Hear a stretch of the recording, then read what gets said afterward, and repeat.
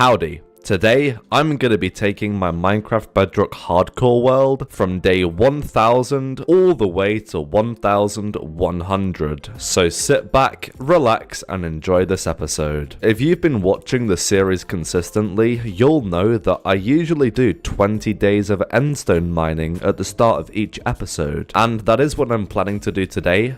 But when I mine endstone, I like to collect all of the blocks, just because I really want to make some builds using endstone bricks, so I might as well just hoard all of the resources. To store all of the items, I use shulker boxes, which has been fine so far, because in the end dimension, I actually have a shulker farm, but unfortunately, for some reason, one of the shulkers in this farm here has straight up just disappeared. I have absolutely no idea why, and yeah, because this farm no longer works, we are currently pretty much all out of shulker boxes. Now, I could either do one of three things. Number one, I could try and fix that farm. Number two, I could build a much bigger and better farm. Or number three, I could just go end raiding. I think I am gonna do number two at some point in the near future, because having a really efficient shulker farm will come in handy. But today, I think I'm just gonna go end raiding, because I haven't gone end raiding in a really long time. And yeah, I just kind of fancy it. And also, you tend to get a bunch of other useful loot from end cities, so I think I'm gonna do a 1 hour session of end raiding. So let's head up this staircase of our end hub, which we built in the last episode, and yeah, I think let's just go through this end gateway. And oh my gosh, not sure why I fell from the sky there, but yeah, oh my gosh, I just looked at an enderman. That is not a good start. I just got to like half health. Oh geez. But yeah, like I said, I'm gonna do 1 hour of end raiding, and I think I'm gonna do a super fast time-lapse chat. So yeah, I'll let future Smurf take over here. So in this super fast time-lapse chat, I wanted to talk to you guys about a couple of things. First of all, live streaming. I've been thinking about doing some live streams in this world, and I would definitely do them if you guys were interested. But the other day, I had a bit of an idea on how I could do them. Instead of having my uploads as one thing and then my live streams as an entirely separate thing, I wondered if I could just live stream myself working on videos, so there would kind of be like behind the scenes live streams where you guys could watch me record and edit the videos. I think that could be pretty interesting, so yeah, let me know in the comments if you think that's a good idea or not. Anyway, yeah, enough of that, let's get back to the video. Okay, and 1 hour of end raiding later, I did not even look at you, Enderman. Oh my gosh, don't know why that keeps happening, but yeah, as I was saying, after 1 hour of end raiding, I managed to get 3.5 stacks of shulker shells, 1.5 stacks of iron, just over 1 stack of gold, and almost a stack of diamonds, 19 emeralds, and 4 elytras. And in my opinion, that's actually really good just for 1 hour, so I'm very pleased with that. 3.5 stacks of shulker shells should last me quite a while. Oh, and also in case you're wondering, the rest of these shulkers are just filled up with random stuff. I'll keep all of these diamond tools and armor just in case I ever need them. And yeah, now we just have to fly back to the main island. Alright, now that we're back at the main island, we can finally do our 20 days of endstone mining. If you haven't seen this series before, the reason that I do 20 days of endstone mining at the start of each episode is because I want to fully mine all of this out eventually. And yeah, breaking it up into 1/5 of each video of the series seems like a pretty good way to go about it. I've currently completely mined out the main 100 by 100 center area, so yeah, now we're on to the next 100 by 100 area. This section right here is currently down to wife 49, and 20 days later, this is now down to wife 39. Slowly but surely, this end island is being removed. Anyway, before I start work on some big projects in this episode, I wanted to do one quick housekeeping thing. As I mentioned earlier, this shulker farm is currently broken, and instead of fixing it, I think in the future I'm just gonna make a much larger one with a different design. So that means that this entire ugly structure and this long road right there are completely useless. So I'm just gonna get rid of this. Not sure why, but I just love deleting stuff in Minecraft. Maybe I'm a psycho, but destroying my hard work in a weird way is actually really fun. But yeah, I'll see you in a minute once I've taken out this and also the really long road. There we go, and yeah, that actually looks a whole lot better already. I guess I'll just build that massive shulker farm when I next run out of shulker boxes. However, instead of doing it on the main end island here, I think I might do it on the other side of one of these gateways. That way this end hub actually kind of works as a nether hub, if you know what I'm saying. But yeah, let's head back to the overworld for another small task. So if you watched the last episode, you'll know that I built a frog light farm, but because I'm very stupid and very forgetful, I forgot to build the frog in my section of farms that I've built. This is how I track what farms I've actually built in this world. So yeah, let's quickly sleep the night away and let's build a nice cute frog. Oh, flippin' heck. I started building this frog, but then I realized it's way too close to this totem. Oh jeez. This frog looks very cute, but unfortunately, as I got close to it, it sadly despawned. What the heck? Oh, that was such a cute frog as well. Actually guys, that reminds me of something that happened this morning. I was just roaming around the back of my house here, jumping about all happy, but then all of a sudden, a cute panda really weirdly despawned. I don't know, something seems to be really weird with this world. Cute animals just keep despawning. I think this world is just haunted currently. Anyway, enough of that. Let's just sit back and watch this lovely cute frog respawn. There we go. Hey, you're right, Froggy. Hello, Smurf. How are you, pal? Yeah, not too bad, mate, not too bad. I was just gonna ask you for a favor real quick. What is it? Well, Mr. Frog, I was wondering if you could help me out by doing some digging here. Digging? For what? Well, you see, I want to make a massive building right here, but I'm gonna need to flatten the land first, just so this doesn't look so out of place next to this area. But because I've spent so much time in this episode already digging in the end, I don't really feel like doing this all myself. So how do you feel about using your powers to do this for me? Alright. Just this once though, yeah? That's a deal then? Okay, great. Thanks, Froggy. There we go. Done. Wait, really? Already? Oh my gosh. Wow, that was actually so fast. That's insane. I guess that really makes my life a whole lot easier. I appreciate that, Frog. No worries. See you around, Smurf boy. For the record, that was obviously a joke. I mined this all myself. You can look at the days played in the top left if you're skeptical. Believe it or not, I didn't actually get a frog to mine this out for me. I know, it's unbelievable, isn't it? I wish that was a feature in the game though. Anyway, yeah, enough faffing about. Now that I've got all of this flat land, we can finally make this build. And if you're wondering what this build is actually gonna be for, I think I'll explain it after I've built it. I've designed it in a creative world, as always,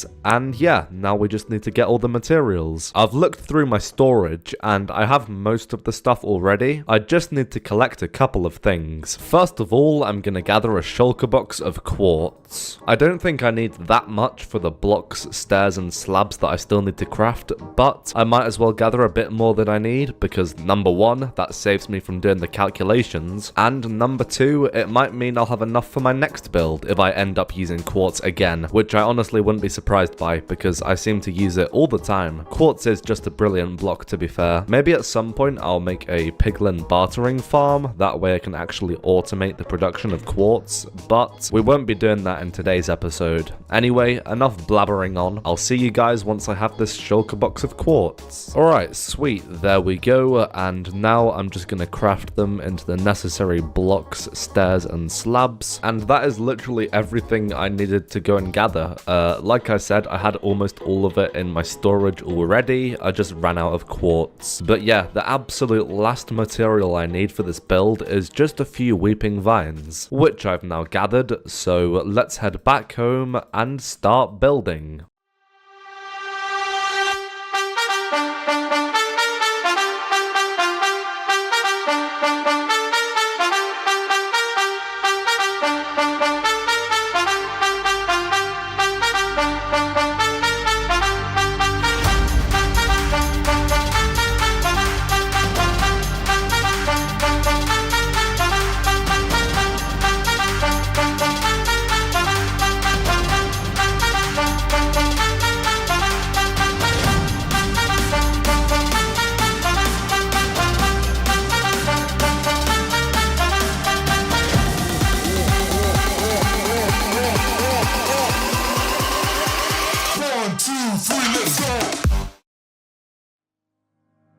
And just like that, this build has now been fully constructed. Unfortunately though, I designed this build for the copper to be oxidized because that shade of blue just looks absolutely awesome, but obviously we are gonna have to wait quite some time for all of this copper to turn blue. So for now, this build does look a little bit hideous, I'm not gonna lie to you, but trust me, once this all fully oxidizes, I think this is gonna look pretty cool. You're probably wondering what this build is gonna be. Well, if we take a look inside here, I'm actually planning on using this as a massive map room because I think mapping out a massive area of this world where we're going to be building is going to be really cool. Believe it or not, I've actually never made a map room myself before, so I figured that this would be a pretty fun project. So first, let's craft a bunch of maps. Okay, I can either craft an empty map or an empty locator map. I'm not gonna lie, I'm a bit of a noob, so I have no idea which one I need. I guess that's nothing a quick Google search won't fix. Alright, it looks like I need the locator maps, so that means I'm gonna need a bunch of paper, which should be fine, but also a bunch of compasses, and for that I'll need iron and redstone, which should also be fine. I think I'm gonna start off by making a 5x5 map, and then over time I'll expand it as we expand our builds further and further in each direction, so that means I need 25 maps for now. So let me get 25 pieces of redstone, 100 pieces of iron, and 200 pieces of sugarcane, which we can then obviously craft into paper, just like that. Alright, now I can make 25 compasses and therefore 25 empty locator maps. Alright, now hopefully I don't mess this up because like I say, I've never done this before, but I think if I right click on one of the maps, this will turn into,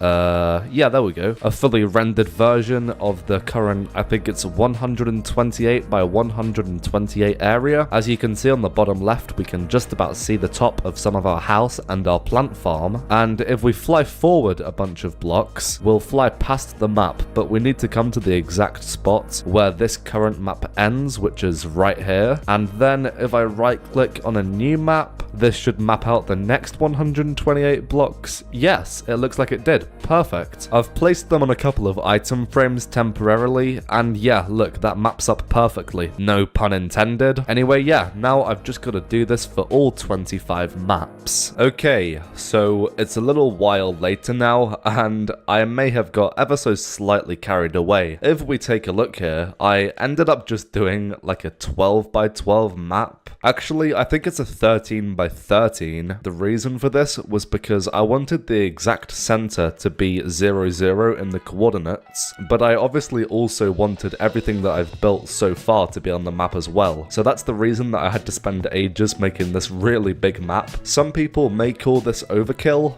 but I think it'll be pretty cool. I guess from now on, I'm gonna start building in this direction, just so everything gets on this map. But yeah, this map room is now completed. Like I say, this is my first map I've ever made in Minecraft, and I think it looks pretty cool. I'm honestly so surprised I've never done this before. And also, look at that, the first couple pieces of copper have started to oxidize already. Hopefully I'm not going to be waiting all year for all the pieces of copper to fully oxidize. I guess we'll just have to see. Anyway, with the map room project completed, it's time to move on to the next thing that we're going to do in this video. And that is actually in the nether here. A few episodes ago, we started work on this nether hub, and as you can see, it's looking pretty good. The tunnels go off in 4 different directions, however, each of them are currently only 50 blocks long, which isn't that good considering they literally take us nowhere. I think for this nether hub to be at least somewhat functional, there needs to be at least one tunnel that leads to a nether portal. As you can see over there, that is a nether portal that links up to my end portal decoration. So I think what I'm gonna do is expand this tunnel all the way over there. So let's dig out a 19 by 16 hole, a few hundred blocks in that direction, until it lines up with that nether portal. And maybe I'll even get some sweet ancient debris along the way. Alright, and the space for the main tunnel has now been dug, and now the last thing I need to do is to just dig off this side tunnel connecting to the nether portal. Alright, and this extra tunnel is now also dug out. As you can see, the nether portal is right here. And yeah, that is the way this nether hub is going to work. We're going to have 4 super long main tunnels going in each direction, and then there'll be nether portals on the sides, and yeah, there'll just be little side tunnels going to those. Technically, I could do big diagonal nether tunnels as well, I guess, but that seems like a lot of work, and I just don't want to do that. This seems a lot more convenient. Anyway, yeah, you may be wondering how much netherite I got from mining this entire thing out. Well, the answer is just under a stack, which is honestly pretty bad for how many blocks I actually mined. But, you know, it is what it is. Let's just get 8 pieces of cobblestone and craft a furnace. And while this ancient debris is smelting, I can fortune down all of the nether gold ore that I mined in the nether, because not only do I need this to craft netherite,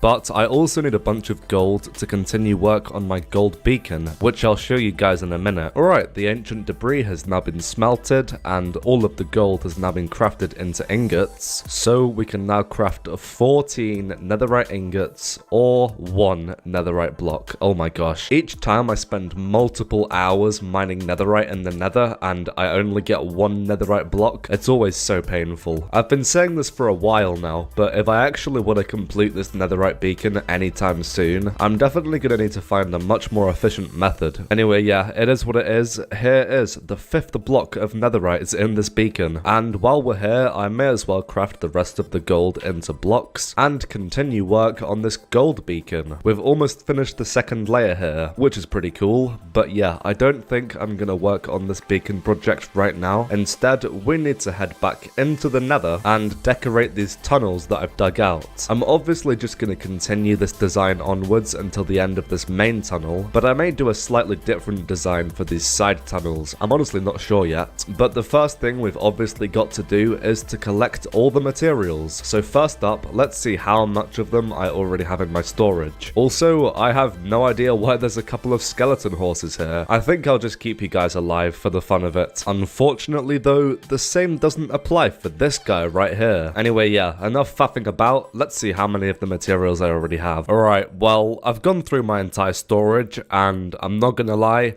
this was a pretty pathetic attempt. There's only 1 item that I have enough of in this entire build. It just so happens that I designed a nether hub with blocks that are really hard to get a lot of just through your world naturally, which means I keep having to go out and gather the items myself, which isn't a huge deal, but I think I probably will build a couple of farms for these items the next time I expand this nether hub. Anyway, yeah, the first item that I need is around about 3.5 shulker boxes of quartz. Luckily, I pick up basically everything that I mine in the nether here, and I just store all of the items in shulker boxes. So yeah, let me just see how much quartz I've managed to mine already. Okay, a lot of this is in ore form because of my silk touch pick, so let me just fortune this real quick. Dang, I'm a rhymer. I've been doing this for time. Yeah, okay, I'm gonna stop now. I'll just see you once I fortune these down. Okay, so that was only 12 stacks of quartz. Damn. So I'm literally still gonna need over 3 shulkers. I think the next farm that I'm gonna build in this world will be a piglin bartering farm, because I'm constantly using quartz in my builds, and having to gather it manually every time I need some is starting to get pretty old, and yeah, this is definitely not the best way. But for now, I'm just gonna put my best foot forward and get to work. Right, there we go. That is all of the quartz collected. As you can see, I've already crafted it all into block form, and yeah, that actually took quite a while. Anyway, the next item I need is 18 more stacks of basalt, which is convenient because there's obviously a ton of basalt right here. There we go. Next up, I need a shulker box of crimson logs, a shulker box of warped logs, and last but not least, I need a shulker box of amethyst. So let's head back into the overworld and try and find another amethyst geode. Hey, I think I see one. Yes, finally. Okay, that took quite a long time, but I have now found an amethyst geode. Nice. Also, I think this might be the first lush cave I've ever seen in this world. Wow, this is actually really cool. Pretty luxurious, you could say, which I guess matches the name. Anyway, yeah, let's get to work mining this amethyst,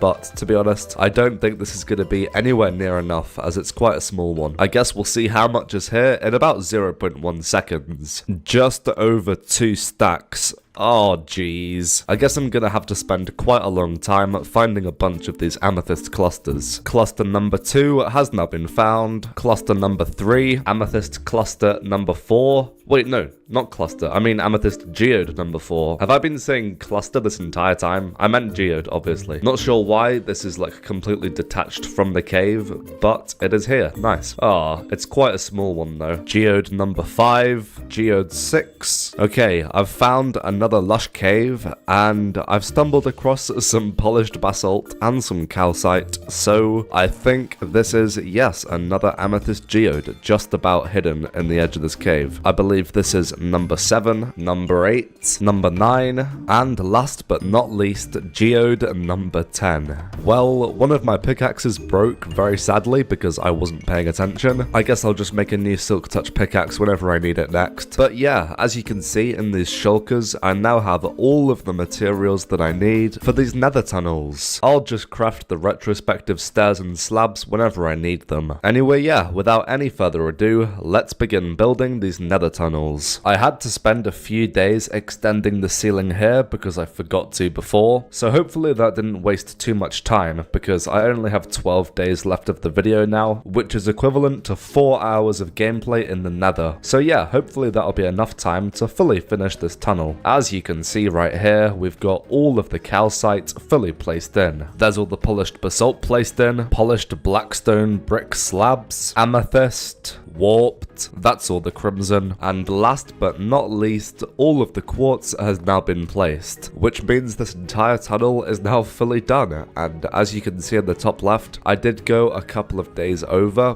but I just figured that it would be better to finish this project today instead of having to weirdly do 2 days of progress at the start of next video. As you can see, I just decided to continue the design on this side tunnel here, and I think next episode I'll design a big portal to go right here, just because I think if this decoration randomly cut off and then there was just a regular sized nether portal right here, that would look pretty weird. But yeah, I've just been flying around through these tunnels and it's actually pretty fun. This entire thing actually looks a lot better when it's so long. The only other portal that we have in this world is the one that links up to my house, and I think if I move that portal a few blocks to the left, it will still link up just fine, and then I can have that in one of these side bits here. So I'll need to extend this design up to that point as well, but obviously I'm not going to do that today because we have now run out of time. So if you enjoyed this episode of Bedrock Hardcore, don't forget to leave a like and subscribe, and yeah, I'll see you next time. Hello and welcome back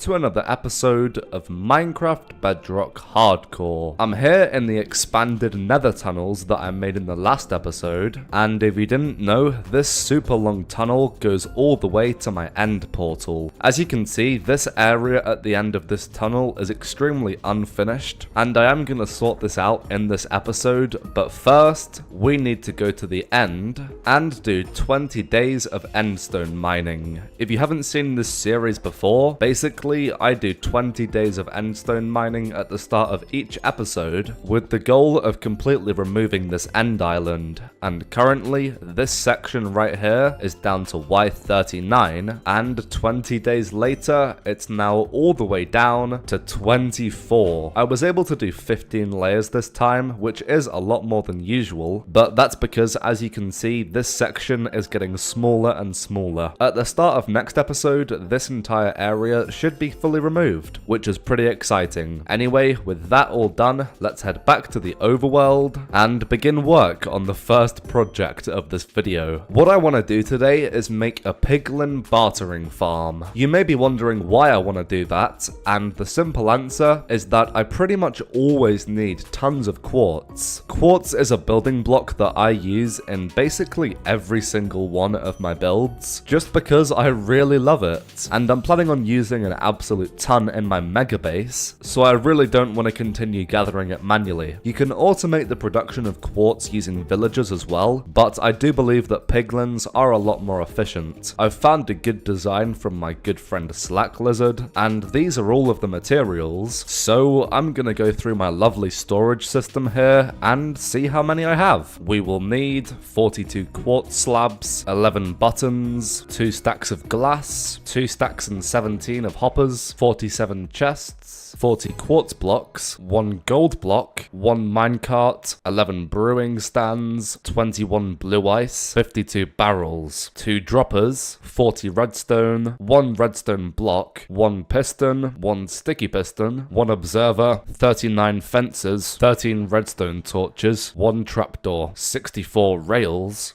13 activator rails, 13 detector rails, and last but not least, 39 minecart hoppers. Or I guess hopper minecarts is what they're really called. But yeah, that is literally all of the items I need, besides 2 things. These 2 things should be extremely fast to collect, to be honest. First of all, I need to fly to the nearest ice biome, which I think is somewhere in this direction. Wait, what? I don't think I've ever seen this place. I clearly went in the wrong direction. I don't know why I can never find the ice biome. It's really not even that far away from my base. Okay, here's the mushroom island. If my memory serves me well, it should be right here. Yes, okay, here it is. So what I need is 10 pieces of blue ice. I believe this is packed ice, and yeah, 9 of these will make 1 blue ice, which means I need about a stack and a half of packed ice, and then we can craft it all, just like that. And there we go, that is the first item already. That took no time at all. The very last thing that I need for this build is 14 comparators. The reason that I wasn't able to get the comparators before is because comparators are made out of quartz, and I actually crafted all of the quartz that I had into quartz blocks, so I'm gonna have to gather a few more pieces of quartz manually. Theoretically, this should be the last time I ever have to do this, because I'm literally about to make an automatic farm for quartz. So yeah, it's pretty funny how I'm having to gather quartz to build a farm to gather quartz. I'm literally in an endless quartz cycle. Anyway, yeah, this should be more than enough for 14 comparators. So let's head back home, watch this extremely rare brown panda sadly despawn, get 42 pieces of stone,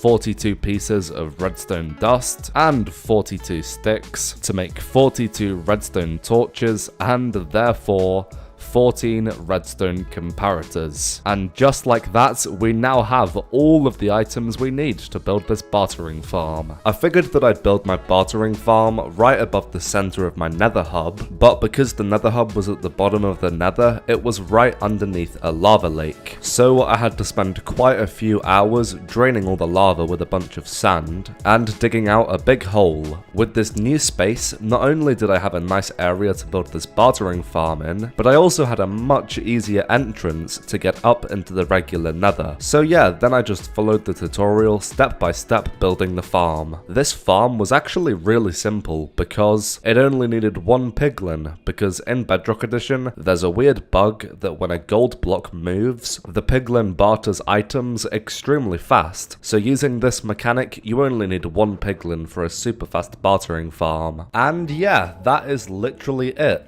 As you can see, most of this farm is literally just the storage system, which is pretty funny. I think at some point I'll make a cool decoration for this, because right now this entire thing is a little bit of an eyesore above the nether hub. But that project will have to be for another day. However, a project that won't be for another day is gonna be some decorating. So far in this series, I've pretty much just been building in random places, but I think now is a better time than ever to attempt to try and connect everything with some paths and things like that. I'm not entirely sure what I'm gonna do yet, so I'm gonna spend a few hours in a creative world throwing some ideas about. Okay, and it's a few days later now, and I've spent quite a long time in my creative world designing a bunch of awesome decoration for this base. And yeah, I'm not sure how much I'll be able to get done in this video because we only have 50 days left, but I can definitely make a start on it. I ended up designing so many different decorations that I've had to split up this project into a bunch of different mini builds, if that makes sense. So instead of collecting all of the materials for everything and then building everything, what I'm gonna do is gather the materials for the first section and then build it, and then gather the materials for the next section, and so on so on. You guys will see what section A is in a second once I'm actually actually building. But first up, I need to gather a bunch of materials, starting off with 3 shulker boxes of crimson logs, and 3 shulker boxes of warped logs. And all of the netherwood has now been collected, and yeah, for some reason that took like 3 hours. I have no idea why that took so long. But yeah, now we are on to the next item, which is gonna be 10 stacks of glass. First of all, let me have a quick look at my glass chest to see if I've got any. Okay, looks like I only have 19 to my name. Let me see my sand chest. It looks like I have just over 3 shulker boxes of sand, which means, first of all, I'm gonna go and have to gather quite a few shulker boxes of sand. Luckily for me though, there is in fact a desert right here next to my base, and this land will eventually need to be flattened anyway, so it's time to put my best foot forward and mine 6.5 shulker boxes of sand. And just like that, all of the sand has now been collected, and yeah, luckily that didn't take anywhere near as long as all of the netherwoods. But obviously, to make this into glass, we of course need to smelt it, and I actually currently don't have a super smelter, and I don't really feel like making one in today's episode. So instead, we're gonna do this the old-fashioned way. Hopefully this doesn't take an eternity, but I'm gonna place down 2 stacks of furnaces, just like that, and I'm not actually sure how much coal I have. There's only one way to find out, by looking in this chest. Okay, bingo, this should be enough. 17.5 stacks should be good. So I'm gonna split all of the coal and sand into these furnaces, and then patiently wait. And just like that, all of the sand has now been smelted. However, half of this is gonna be blue glass, and the other half is going to be purple. So I'll start off with blue. I believe that you can make lapis lazuli into blue dye. Yep, you can. That is pretty handy. And I believe I should have enough lapis to make 5 shulkers of blue glass. Yep, it turns out we had. As you can see, I have all 5 shulkers of blue glass right here, and I've even got just over 9 stacks of blue dye left over. If you guys didn't know, the stained glass recipes are actually really cheap, which is pretty nice. But yeah, these next 5 shulker boxes of glass, like I said, will need to be purple. And if I remember correctly, to make purple dye, you need blue and red. Fingers crossed I should have enough blue dye for this, but with regards to red dye, I'm not sure. I don't believe you can turn redstone dust into red dye. Nope, it doesn't look like it. Ooh. It looks like you have to use the red tulips. That is not good. I guess I'll have to go through my chests and see if I've got any red tulips to my name. Ah, yikes. I only have 30 poppies to my name. Oh, jeez. Welp, it looks like I'm gonna have to go randomly flower picking. I just realized something. How did I forget about the iron farm? Oh my gosh. Iron farms produce a ton of poppies, don't they? Okay, please don't say I've threw the poppies away. Please don't say I've threw the poppies away. Let's go. I almost forgot about all of these poppies right here. Phew, I thought I was gonna have to spend multiple hours picking flowers. That would have been extremely boring. I think with all of these poppies, I'll be able to make enough purple dye to create 5 shulker boxes of purple glass. And after that roller coaster of emotions, we now have all of the purple glass and all of the blue glass. Blue glass? Jeez, I can't even speak, I'm so flustered. Anyway, yeah, in terms of all the materials I need for this section of the base, which I will reveal in a second, I've only got 2 more items to collect. First of all, a shulker box of quartz slabs, which I already had in my storage. And last but not least, 2 shulker boxes of black concrete, which I also had in my storage just from after working on this underground base. As you can see, I literally have 20 shulker boxes of materials here, which looking at it now seems like a pretty crazy amount. So you may be wondering what I'm gonna decorate here. Well, it's actually gonna be this place. I don't really have a name for this project yet, But if you didn't know, this is where I build a pixel art of every single farm that I've made in this world, just so I can keep track of what I've done. And yeah, it actually looks pretty cool. But once I put some decoration in this place, I think it will look even cooler. So first of all, I'm gonna build a big outline out of black concrete. Just like that. And now I'm gonna go in this outline and I'm gonna take out the entire ground right here. Because, you know, stone and grass as a floor isn't the most aesthetically pleasing. There we go. The floor has now been removed. And yeah, as you can see, I didn't remove the floor underneath these big pixel arts right here, because once I put the decorated floor in place, those blocks obviously won't be visible. But yeah, the next step is to do the floor design. This floor is going to be extremely simple. It's just going to be a bunch of crimson logs placed in a checkerboard pattern, just like this. And once I place these in, I'll also strip them all. And yeah, this looks pretty cool. So now I just have to place this in this entire area. And because I'm placing these in a checkerboard pattern, this may take some time. By the way guys, if you're enjoying this video so far, please do consider subscribing. We just hit 12,500 subscribers and I'm trying my best to get to 20,000. So if you could help me out, that would be greatly appreciated. Anyway, yeah, I'll see you once this entire floor is placed in. The crimson has now been placed and next up it's time to strip it. This should look a lot brighter and a lot better. What on earth is going on here? I was just stripping these logs and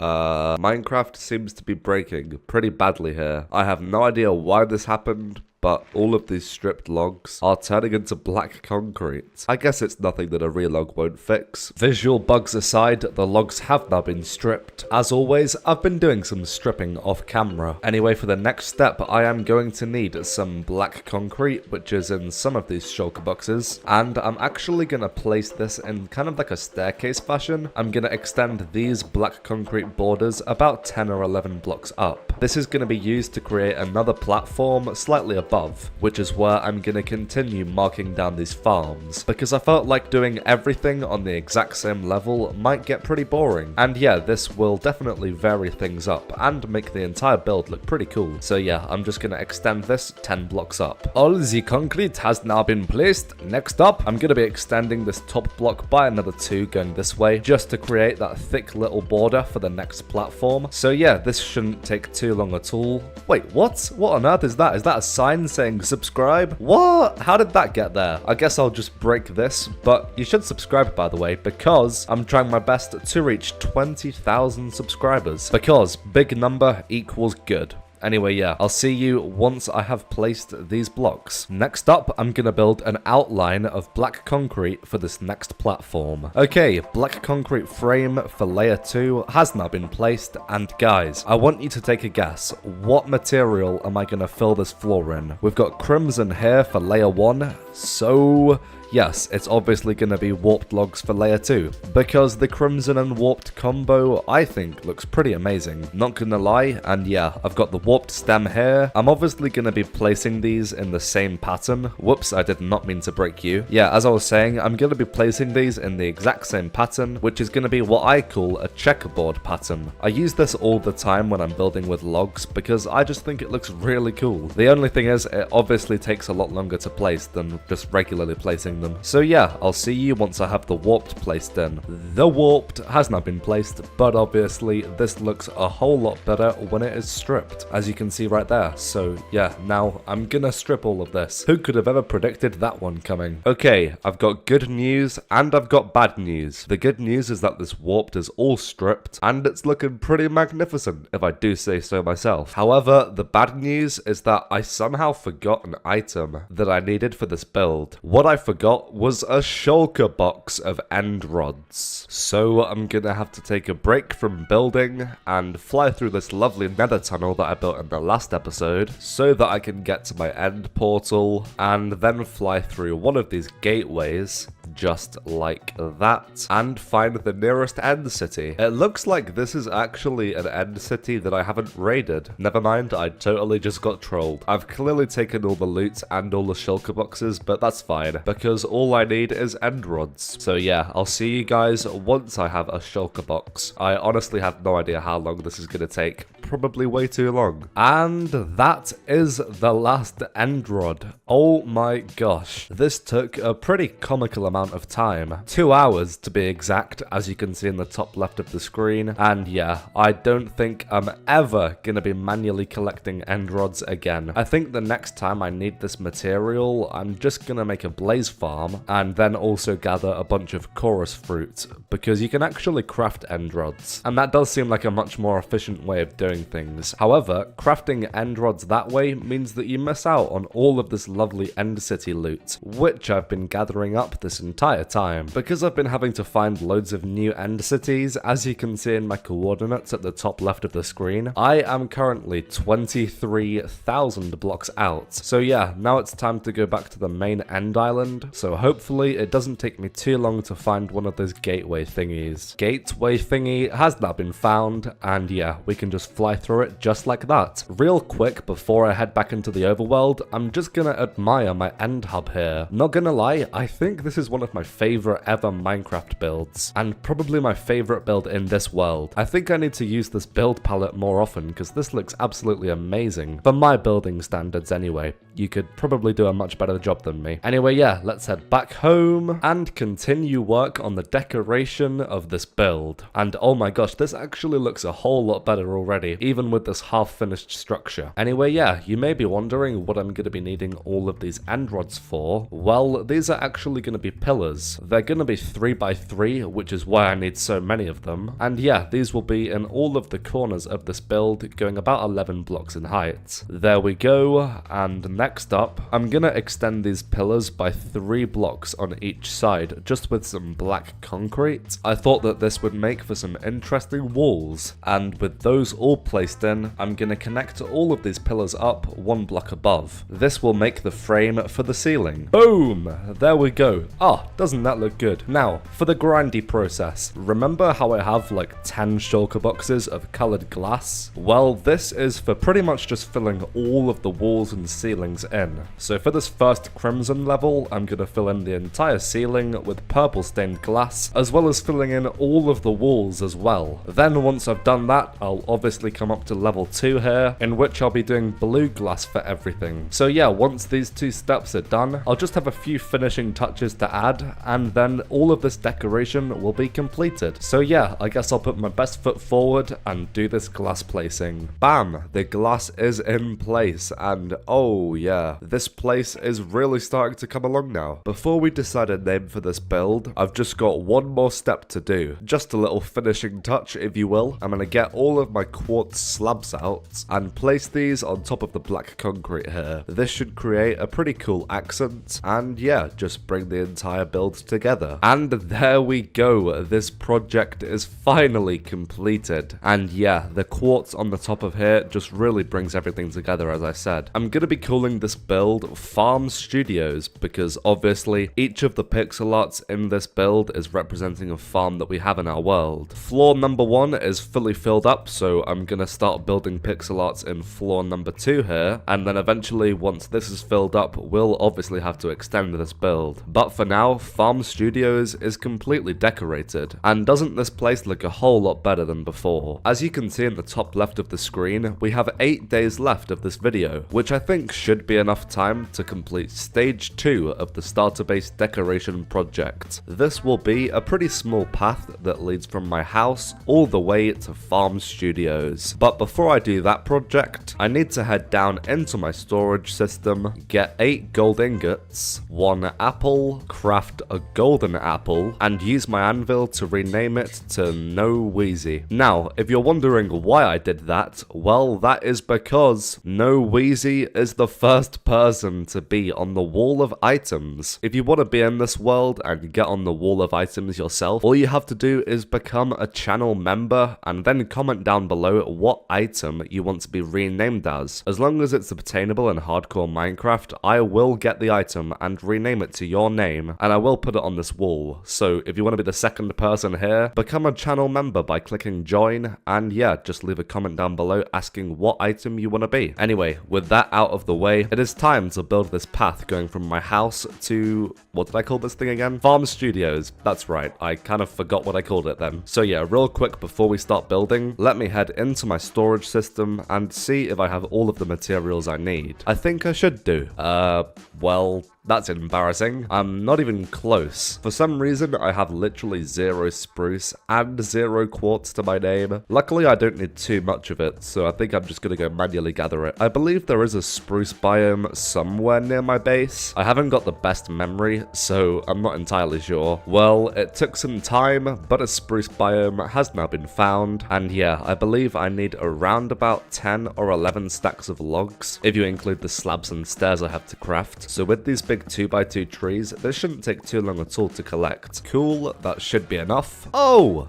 What? I was gonna say it was time to collect the quartz, but apparently I have it in this chest right here. I must have just looked in the block of quartz chest and not the regular quartz chest. Phew, I think that should be enough. I was slightly confused because I was sure that I had some knocking about. That is a bit of a relief. Let me just craft all of these into blocks real quick, and then I'll craft about 2 stacks of slabs from that as well. With my spruce, I'll just need to craft a couple of stacks of slabs and a couple of stacks of fences. And yeah, I'll need the rest of the spruce just as logs. And that's everything I need to start building. Brilliant. So when I was designing this pathway slash bridge in my creative world, my thought process was to try and make the design a blend of the house and the farm studio build. So yeah, on this side of the pathway, it's going to be more sprucey, and on this side, it's going to be more quartzy. So I'm going to start off by expanding these spruce pillars that I have on the outside of this house, and I'm going to place them 3 blocks tall with 5 blocks in between them all. There we go, and on the outsides here, I'm just going to extend this top block by 1 on the outside. These spruce pillars go exactly halfway down the path, and obviously on the other half, these pillars will be made out of quartz. So I'm just going to do the exact same, but with quartz blocks right here. Cool, there we go. Next up, I'm going to really quickly strip all of these spruce logs because, you know, I don't care what anybody says, all logs look better when they're stripped. I don't know why people disagree with that. So yeah, this shouldn't take much time at all. Now I'm going to place spruce slabs on top of all of these blocks right here, and I'll obviously do quartz slabs for these ones. Now I'm going to connect all the pillars on the ground here with either spruce slabs or quartz slabs, and in this middle section here, I'll just kind of have them blend into one another. Pretty simple stuff, as you can see. Next up, I'm going to put some soul lanterns on all of these blocks. Then underneath, I'm going to have some fences, which go right down to the ground. So in the water here, it's literally going to go right to the bottom, just like that, just to try and make it not look like it's floating. Obviously for the spruce, I'm gonna have spruce fences, but for this quartz section, I'm having to go with calcite fences because Minecraft still hasn't added quartz fences to the game, which is so sad. Like, come on Minecraft. Either quartz walls or quartz fences would honestly be so nice. Alright guys, there's only a couple more things that I need to do now. As you can see, this is a very simple bridge design because I didn't really fancy going all out here. So I'm gonna need to take out the floor, but I'm just realizing temporarily the bottom of this bridge is going to be the ceiling of this spare room in my underground base. For some reason I forgot to do a proper ceiling for this spare room, but I guess whenever I start using this, I'll add the ceiling underneath the floor of the bridge. But yeah, for now let's just take all of these blocks out. Now I'm going to place a bunch of spruce logs facing forward like this, as well as some quartz blocks on this side. And for the center section here where the quartz blends in with the spruce, I'm just going to randomly kind of place it like this and hope that it looks good.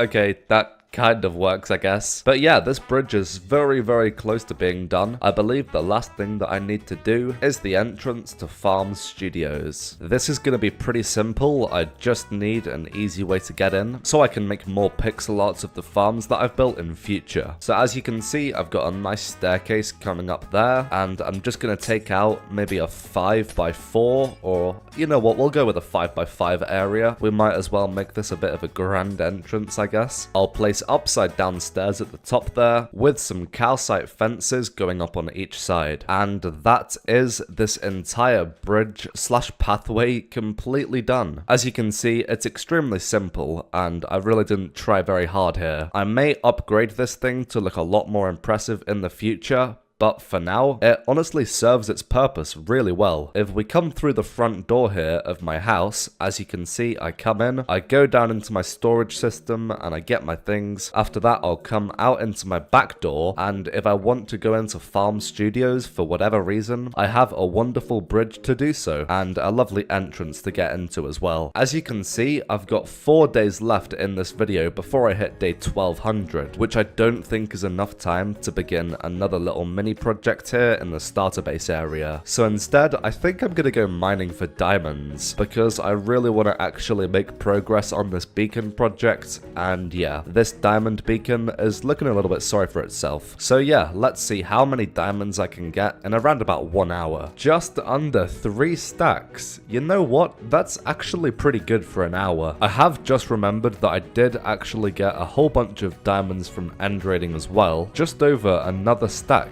Awesome. Now for the moment of truth, how many diamond blocks does this make? 29. Damn, that is actually more than I thought. Now it is time for the most satisfying part, which is to place these diamond blocks in. We are getting pretty close to finishing this first layer. Anyway guys, as you can see on the top left of the screen, it is now day 1200. In this episode, we made a bartering farm, we decorated Farm Studios, we made this pretty cool bridge, we made a bunch of progress digging out the end island, we added the first item to the wall of items, which won't render in because of render distance, and last but not least, we made some really good progress on this diamond beacon. So if you enjoyed this episode of Hardcore, subscribe, and yeah, I'll see you next time. In this video, I'm surviving another 100 days leading up to day 1300 in this Bedrock hardcore world. I get unlimited totems, place hundreds of thousands of blocks, and I finally finish my quest for a diamond beacon. This is 1300 days in Bedrock hardcore. It's day 1200 and I'm going to the end. And the reason for that is so I can do 20 days of end stone mining. Yippee! We're making excellent progress on mining this entire end island out now. Section B and C have now been removed, which means we're now onto section D, which is another really small one, which is nice. I'm hoping to have all of this end stone removed by day 3000, so I'm looking forward to seeing if we can actually achieve that goal. By the way, if you're wondering why I've randomly left these 4 big blocks of end stone, for some reason, whenever I come back through the end portal, these islands regenerate. It took me mining them 3 times to realize what was happening. I honestly thought I was going crazy. So yeah, that's a bit of a shame because I do not want these here. So if you guys have any idea on how to stop those from regenerating, please let me know in the comment section down below. Anyway, yeah, as you can see, this is where I store all of my end stone when I'm mining it, just in a massive shulker box monster right here, because it seems like a waste to not pick up all of this end stone. Even whilst utilizing my ender chest, it looks like it's going to take a couple of trips to bring this all back home. Oh no, I'm here in the storage system here, and I'm now realizing that we've literally collected over 700,000 blocks of endstone, which means even whilst they're all stored in shulker boxes, I have now ran out of space, which means from now on, I guess I'm just going to store my endstone in this random chest here. By the way guys, if you're wondering, in this chest right here is all of the shulker boxes that I have to my name, along with the few that I have in my ender chest. But yeah, this means that in a couple of episodes time, I'm either going to have to make a new shulker farm because my old one is broken, or I'm going to have to go on a very long end raiding session. I guess I'll cross that bridge when I come to it, eh? For now though, we have a major problem. I am currently down to 1 totem, which is not good for a hardcore world. Considering I'm one silly mistake from this entire series being over, I think it would be smart to have a massive stockpile of totems, as they pretty much help you cheat death. Some of you will remember that I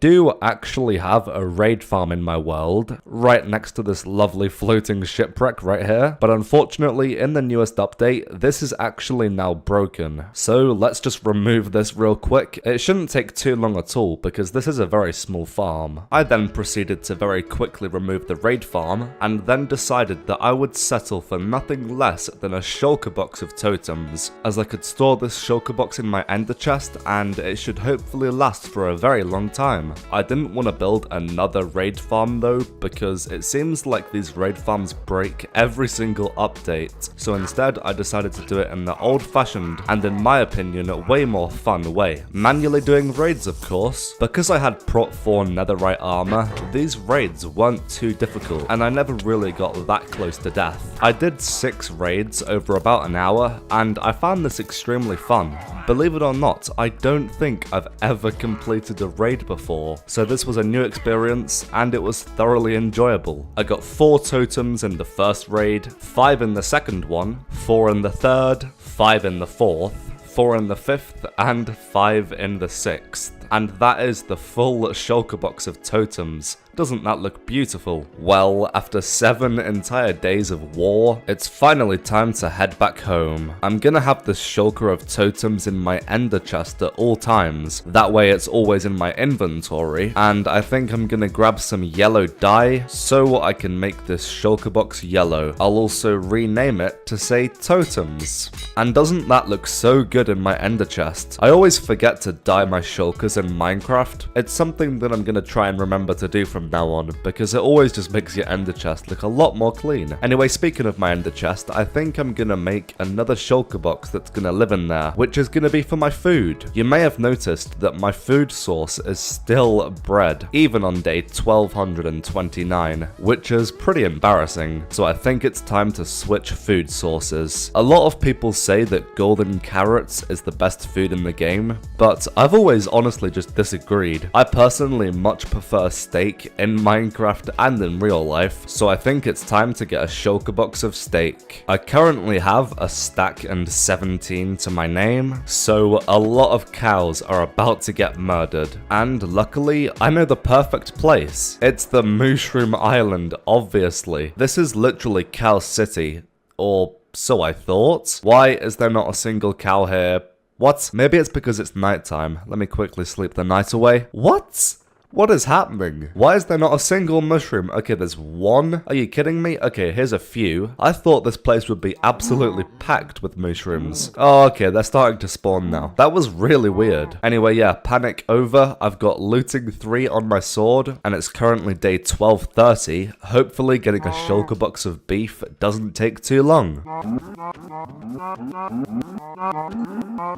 Well, it took a while, but I now have a full shulker box of beef, as well as just over half a shulker box of leather, which may come in handy at some point. So yeah, now let's head back home, admire this build that I made in the last episode, grab some furnaces, and some coal, and smelt all of this delicious steak. Steak is my favorite food in real life as well, so I'm looking forward to switching to this food source. Hey, it's all smelted now, which means I can throw this rubbish bread away, and finally start eating steak. I'm just realizing this now, I may actually hit level 100 here, because these furnaces give you absolutely tons of XP. Okay, never mind, we got to level 99, and the rest of the XP just went on my gear because of mending. That's fine though. Let's put all of this steak in my soon-to-be food shulker box, and I'll give this beef a taste test. Oh yeah, that's a lot tastier than bread. And similar to my totem shulker box, I'm gonna rename this to steak, if I can actually get the capitalization correct. There we go. And I think I'm gonna dye this brown, because that's the color of beef. But I'm not sure if I have any brown dye or not. I can't see any. Do I have a chest for it in my storage system? Oh, I do. I have a cocoa beans chest, and I have some cocoa beans. Let's go. I believe you can turn this into brown dye. Yes, you can. And I've now got a lovely brown steak box, which will live right here in my ender chest. And with those 2 little side quests completed, it's time to get to work properly. In this episode, I really want to finish all of my beacons here, besides the netherite one, because this is basically going to be a series long project. I've already completed the emerald, so today I'm hoping to complete the gold, the iron, and the diamond. I believe I only need 33 more blocks of iron to complete this beacon, and my iron farm is running pretty much all of the time when I'm in my base area, so let's have a quick look in the storage system and see if we have enough. Hey, let's go. That's way more than enough. Let's craft the 33 blocks just like like that, and I'll bring an extra one just so I can actually power the beacon. I believe I do have 5 nether stars in my ender chest. Yes, I do, but I'll still need to craft them all into beacons. I'll need 25 glass and 15 obsidian. There we go. Awesome. Now let's place all of the iron in, just like that, and I'll power this beacon with speed 2. Cool, so now 2 out of the 5 beacons in this project are fully completed. Next up, it's gonna be a grindy one, the diamond beacon. Let me quickly go through my storage system and also my slight shulker box monster and see how many diamonds I currently have. 27, alright, that will be enough to place 3 blocks, which means according to my calculations, I need 90 diamond blocks, which is 810 diamonds or 12.5 stacks. Let's do this.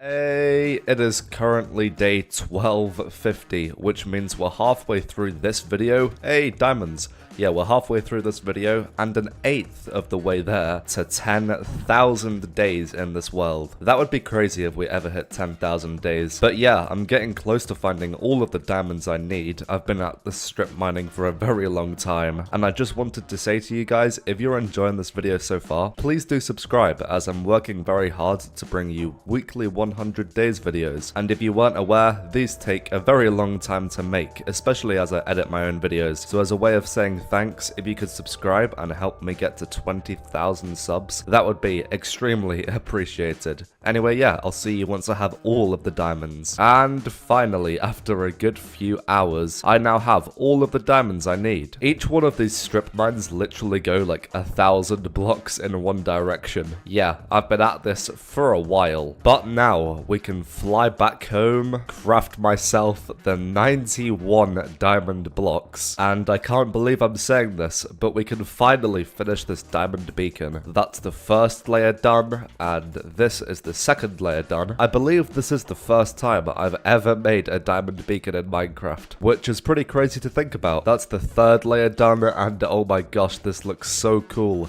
The fourth and final layer is now fully placed in. We now have an entire pyramid of diamonds, and just to flex, I think it would be only right to power this beacon with a diamond. This diamond beacon is going to give me strength too. And there we go, 3 out of the 5 beacons have been fully placed in. The last beacon that I'm going to finish today is the gold one. I believe I need 36 blocks, and let me just check in my storage quickly to see if I already have that, because I honestly think I might, especially after all of that mining, because I of course did in fact pick up all of that stuff that I mined. And I also have a ton of gold from the end cities a few episodes ago as well as some gold ore from mining in the nether. And yeah, with all of those 3 sources of gold, I think I actually will have enough. First of all, let me just craft all of these nuggets into ingots, as well as grabbing some furnaces and some coal, so that I can smelt all of this raw gold. Now we can collect all of these ingots and craft them into blocks. Hey, would you look at that? We have way more than enough. How convenient. Anyway, yeah, now we just need to place the last couple layers of this gold beacon, just like that. This is the top layer, 3x3, and there we go. Every single non-netherite beacon is now fully placed in. Let's just quickly get the actual beacon itself, and as always, I'm gonna power it with its own material, and this one is gonna give jump boost too. Awesome. This place is really coming along now. I wonder how long it will take me to get the full netherite beacon. I just had an idea. I think that once I've fully mined out this entire end island, at the start of each episode, I could continue the tradition of doing 20 days of a long-term grindy project, but I could do 20 days of ancient debris mining. That way I could slowly make progress on the netherite beacon every single episode. Yes, I think I'm gonna do that. Only after this entire end island is mined out though, of course. Anyway, yeah, let's fly back home, clear my inventory, and start working on the next project of this video. If you guys remember, in the last episode, we built this awesome decoration for my pixel art project, which is called Farm Studios, and then towards the end of the episode, we also built this pretty awesome bridge / pathway heading from our house to Farm Studios. Well, I think right here is going to be the center of our starter base. Yes guys, this is still my starter base. I'll begin building the mega base in this world in maybe 1,000 days or so. But before then, I want to completely finish this entire area, and I think if this was kind of like the central vocal point of the entire place, that would be awesome. So my idea is to have another pathway going in that direction and that direction. That way everything is completely symmetrical. For this build, I really won't need much. Just some soul lanterns, some spruce, and some quartz. First of all, I'm going to take out these middle two sections right here. Then this gives me a little bit of space to make a bit of a center section. This won't be very fancy at all. I'm just going to make a little bit of kind of a circle, if you could call it that, just so it's not like a regular square in the middle. I'm gonna have the pillars that go that direction right here. Unfortunately, these logs have to place upwards, so I have to place a bunch of temporary blocks on the ground here. But yeah, these pillars are just gonna be the exact same as these ones, just 3 tall and stripped. And obviously on this side, they're just gonna be quartz blocks. We can place these a lot easier because quartz blocks don't have directions. There we go, starting to take shape now. Now in between each of these pillars, I'm just gonna have 5 slabs like this. Obviously quartz slabs for the quartz pillars and spruce slabs for the spruce pillars. And also I'm gonna make the pathways that lead this way the exact same length as these pathways, just so everything's nice and symmetrical. As you can see, this means that the wall of items is gonna be in a slightly weird place, so we're gonna move this in a minute. By the way guys, if you want to get yourself on the wall of items, all you have to do is become a channel member and then leave a comment saying what item you'd like to be. I'll rename the item to your name and put it on this wall. Anyway, yeah, I'll see you guys once I have all of the quartz pillars placed in. There we go, and I'm just going to do the exact same thing on this side, but with spruce. I'm getting more efficient at placing these spruce logs in the right direction, and that's all of the logs placed and stripped. Next up, I'm going to be placing slabs on top of all of the pillars, just like that, and obviously I'm going to be doing quartz slabs for the quartz and spruce slabs for the spruce. Next up, I'm going to extend the top block of these pillars by 1 just on the outside like that, and place soul lanterns on top just as a nice light source. By the way, is it just me, or do soul lanterns make the most satisfying noise in Minecraft? Okay, the wall of items is proving to be in the way now, so I am going to temporarily remove this. Don't worry, Noazy, I'll grab you and put you in my ender chest. That way I don't forget to put you back in. It's probably a good thing that this wall of items was in the wrong place, because it means I get to rebuild the design as well. This was just something I threw together extremely fast, and it did look pretty ugly. There we go, now we can place the blocks there. Next up, we need to place in the floor here, and oh, I think a sneeze is coming. Achoo!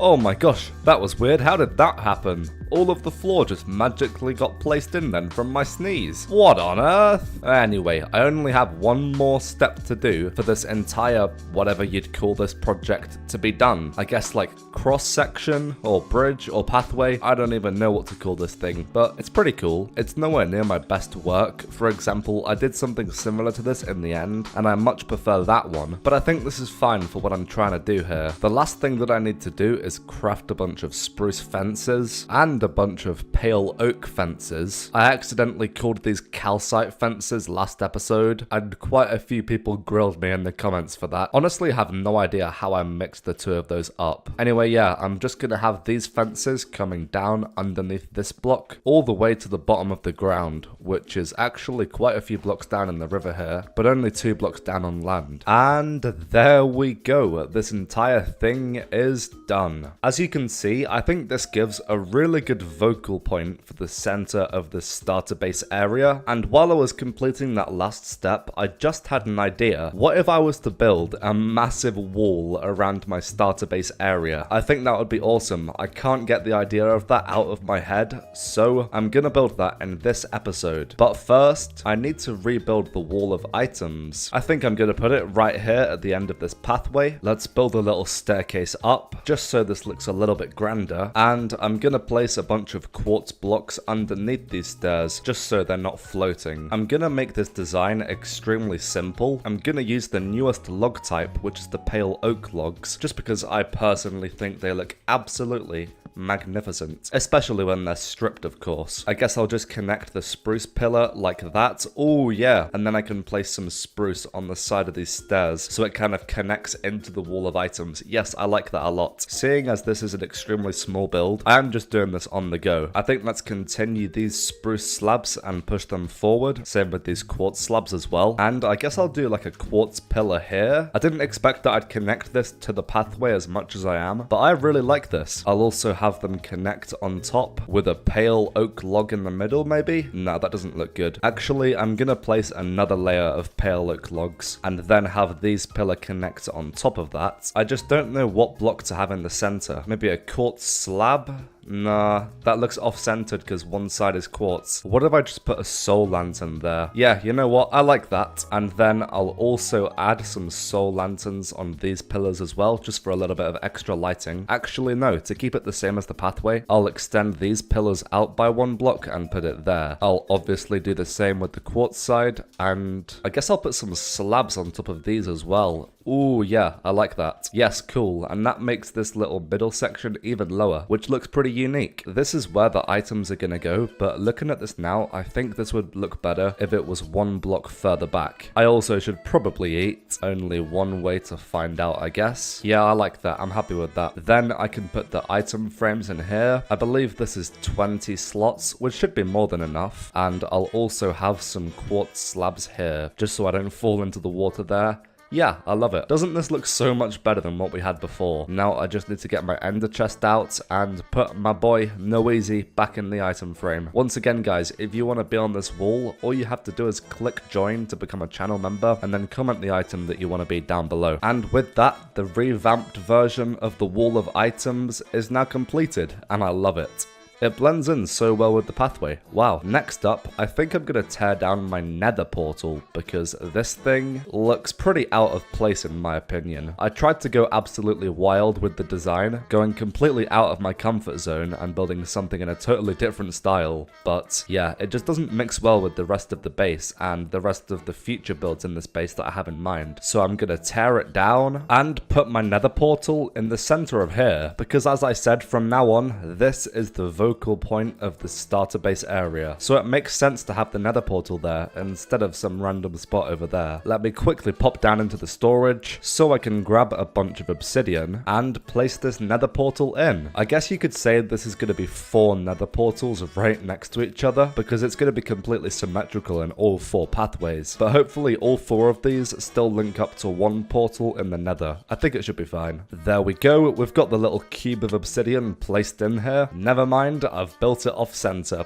Oh, jeez. Out of all of the blocks to place in the wrong spot, of course it's going to be obsidian, the block that's famous for taking forever to mine. To be fair, it's not too bad when you have efficiency 5 netherite tools. I think I'm just complaining for the sake of complaining here. I then proceeded to misplace the portal again, somehow. Eventually, though, I did get it in the right place. There we go, and because this portal is 1 block above the ground, I'm going to place some stairs around it because, you know, having to jump to get to the nether, are you kidding me? That sounds like a lot of work. Now I can just press W and get into the portal nice and easily. So let me just wrap this around the entire edge. In the middle here, I'm just going to place some quartz slabs and the same for the top. Now, before somebody comments this, yes, I know that this entire build so far today is not completely centered. As you can see, this pathway is 4 blocks wide and this pathway is 5 blocks wide. Believe it or not, this is actually intentional. I am usually a symmetry fan,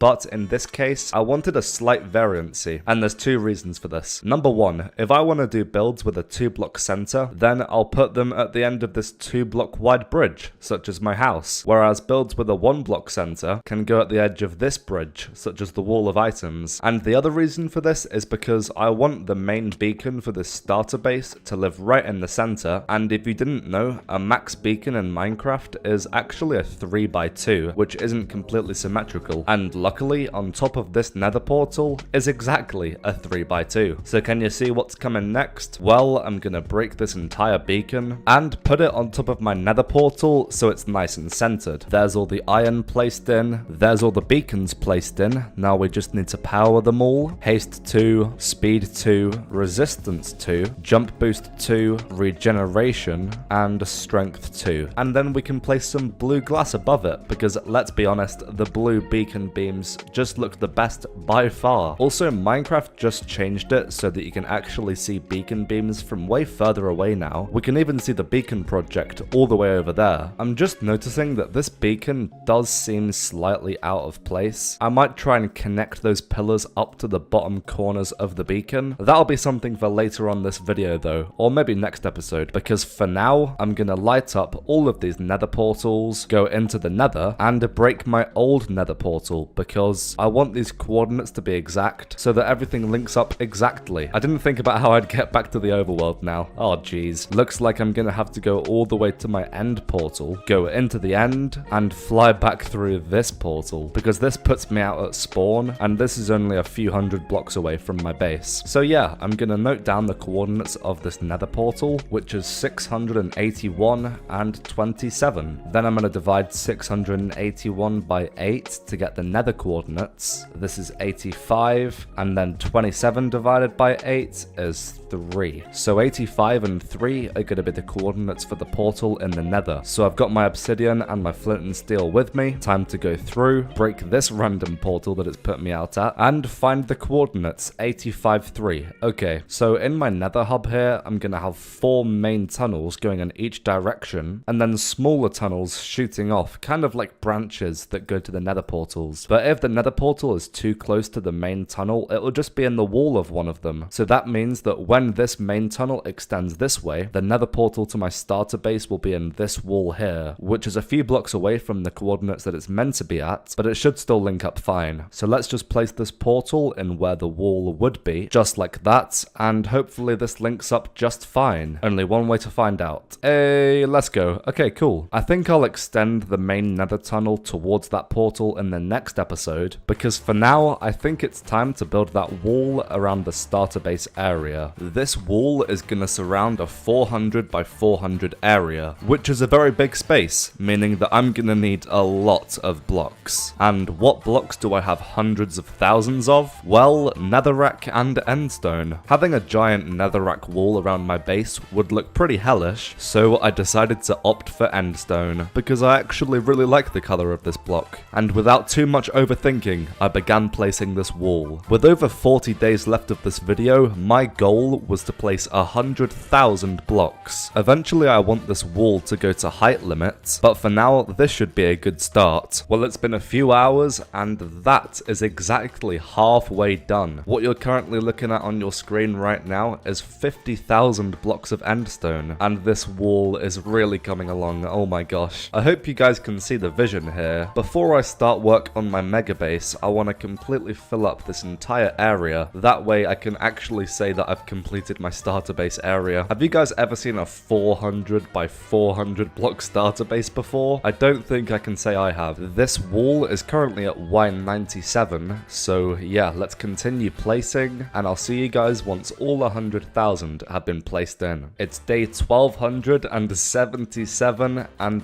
that is the 100,000th block. After many hours, this wall is now at Y128, and doesn't this look awesome? I think once I've placed all of the endstone to height limit, I might do massive obsidian pillars to break the wall up a little bit and kind of give it an end theme. I hope you guys are excited for the plans I've got for this starter base area, because things are going to get even crazier pretty soon. As you can see right here, these are 50 shulker boxes that were filled to the brim with endstone, but yeah, now they're completely empty. I think from now on, instead of doing 20 days of endstone mining at the start of each episode, what I'm gonna do is mine 50,000 endstone blocks from the end dimension. That way we can make progress on mining out the entire island, and then use those 50,000 blocks and place them on top of this wall. According to my calculations, this endstone wall will be at height limits after 4 more episodes of that, because I've got 200,000 blocks to place, and I think in roughly 5 or 6 episodes the entire end island will be mined out. So yeah, we're making progress on these massive projects here. You may have noticed that my gold farm is actually outside of this massive wall. The reason for this is because this thing is completely broken. I have no idea why, and yeah, that's the reason I didn't use this for the gold beacon earlier. I'll probably make a massive gold farm at some point in the future, but for now I'm just gonna completely destroy this one because it's broken and we don't need it anymore. Just like that.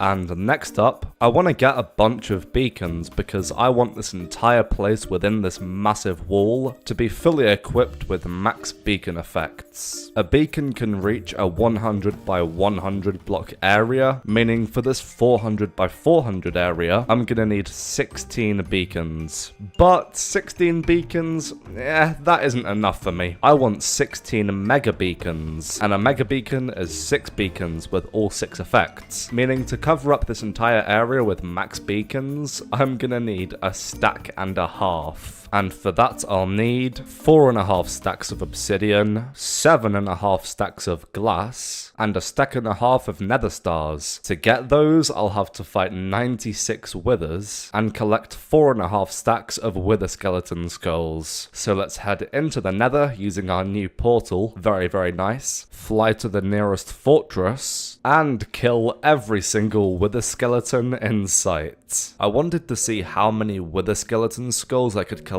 in 1 hour, just to get a gauge of how long manually killing skeletons would actually take. That's 1, 2, 3, 4, 5, 6, 17, and 18 in total for the entire hour, and that is way too slow. At this rate, it will take me another 15 hours of killing wither skeletons to get all of the heads that I would need, and I'm definitely not going to do that. So, in the next episode, we're going to be making a wither skeleton farm. But for now, with around 15 days left, I figured that I might as well do one last push on this wall for today, just to see how much more progress we can make. So I got some more of my endless supply of endstone, and placed until it was day 1300. And this absolutely giant wall is now at Y162, which is absolutely insane. We've made so much progress this episode, so if you enjoyed, if you could subscribe, that would be absolutely amazing. And as the sun sets on this world, that was 1300 days in Bedrock Hardcore. In this video, I'm surviving another 100 days leading up to day 1400 in this Bedrock Hardcore world. We get an insane amount of building done in today's episode, so stick around for that. But first, we need to head to the end dimension, and the reason for this is because I'm gonna mine 50,000 endstone blocks. I do this at the start of each episode to ensure that I make good progress on mining this entire end island out. That's 10,000 mined, 20,000 mined, that's 30, 40, and 50,000 mined. Now, what am I gonna do with these 50,000 endstone? Well, I'm gonna pick up all 30 of these shulker boxes, head back home, and place it on top of this entire wall. That's 10,000 placed, 20,000 placed, that's 30, 40, and 50,000 endstone placed. I had to really crank up my render distance for you guys to see it there, but this 400 by 400 wall surrounding my starter base area is now up to Y194, once this wall is at height limit, which I believe is 320, I'll start detailing this. But yeah, I'm glad I found a use for all of the endstone that I've been gathering up, and I love the way this wall makes the entire starter base area look a whole lot more finished. There is still tons of progress to be made here, but in today's video, like I said in the intro, is gonna be focused on the end hub. As you can see, I've already made a start on this project in the 1000 days video, but I've got so much more to add to this build, and it's gonna look so good once it's finished. However, before I start building, I need to collect the materials. So what I'll need is some warped, as well as some blaze rods and chorus fruits. Now we can smelt the chorus fruit. Now I can craft some end rods. I really didn't want to manually gather them this time. Well, it took a while, but I now have all of the materials for this end hub expansion.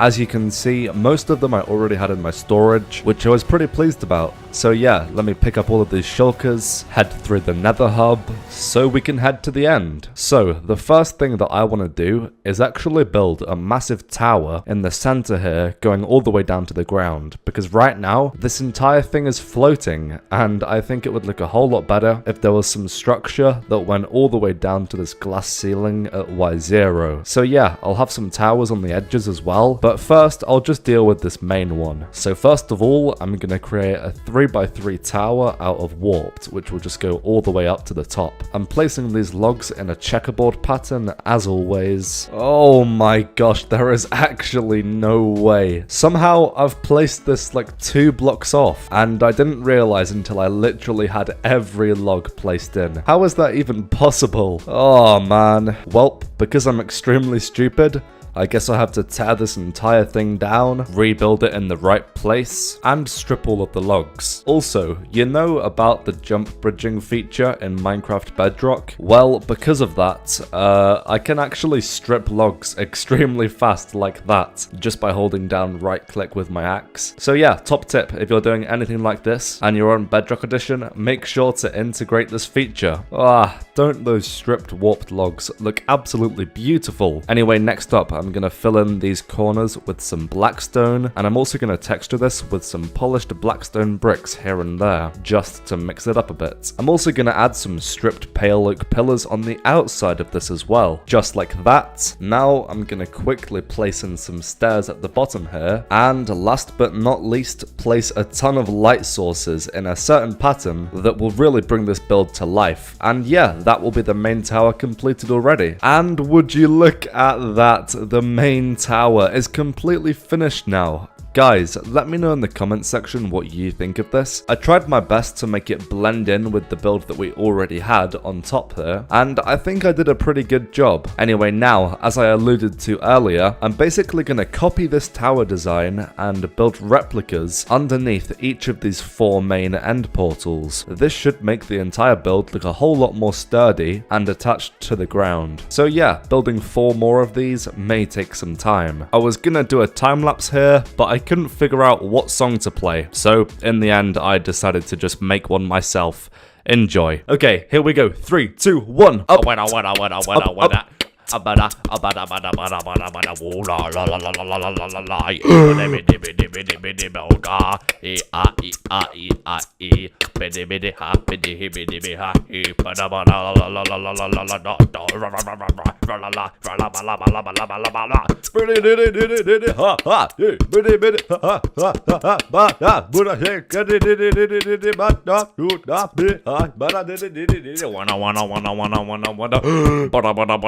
Whoa, wait, no, the time lapse hasn't ended yet. No, come back, no!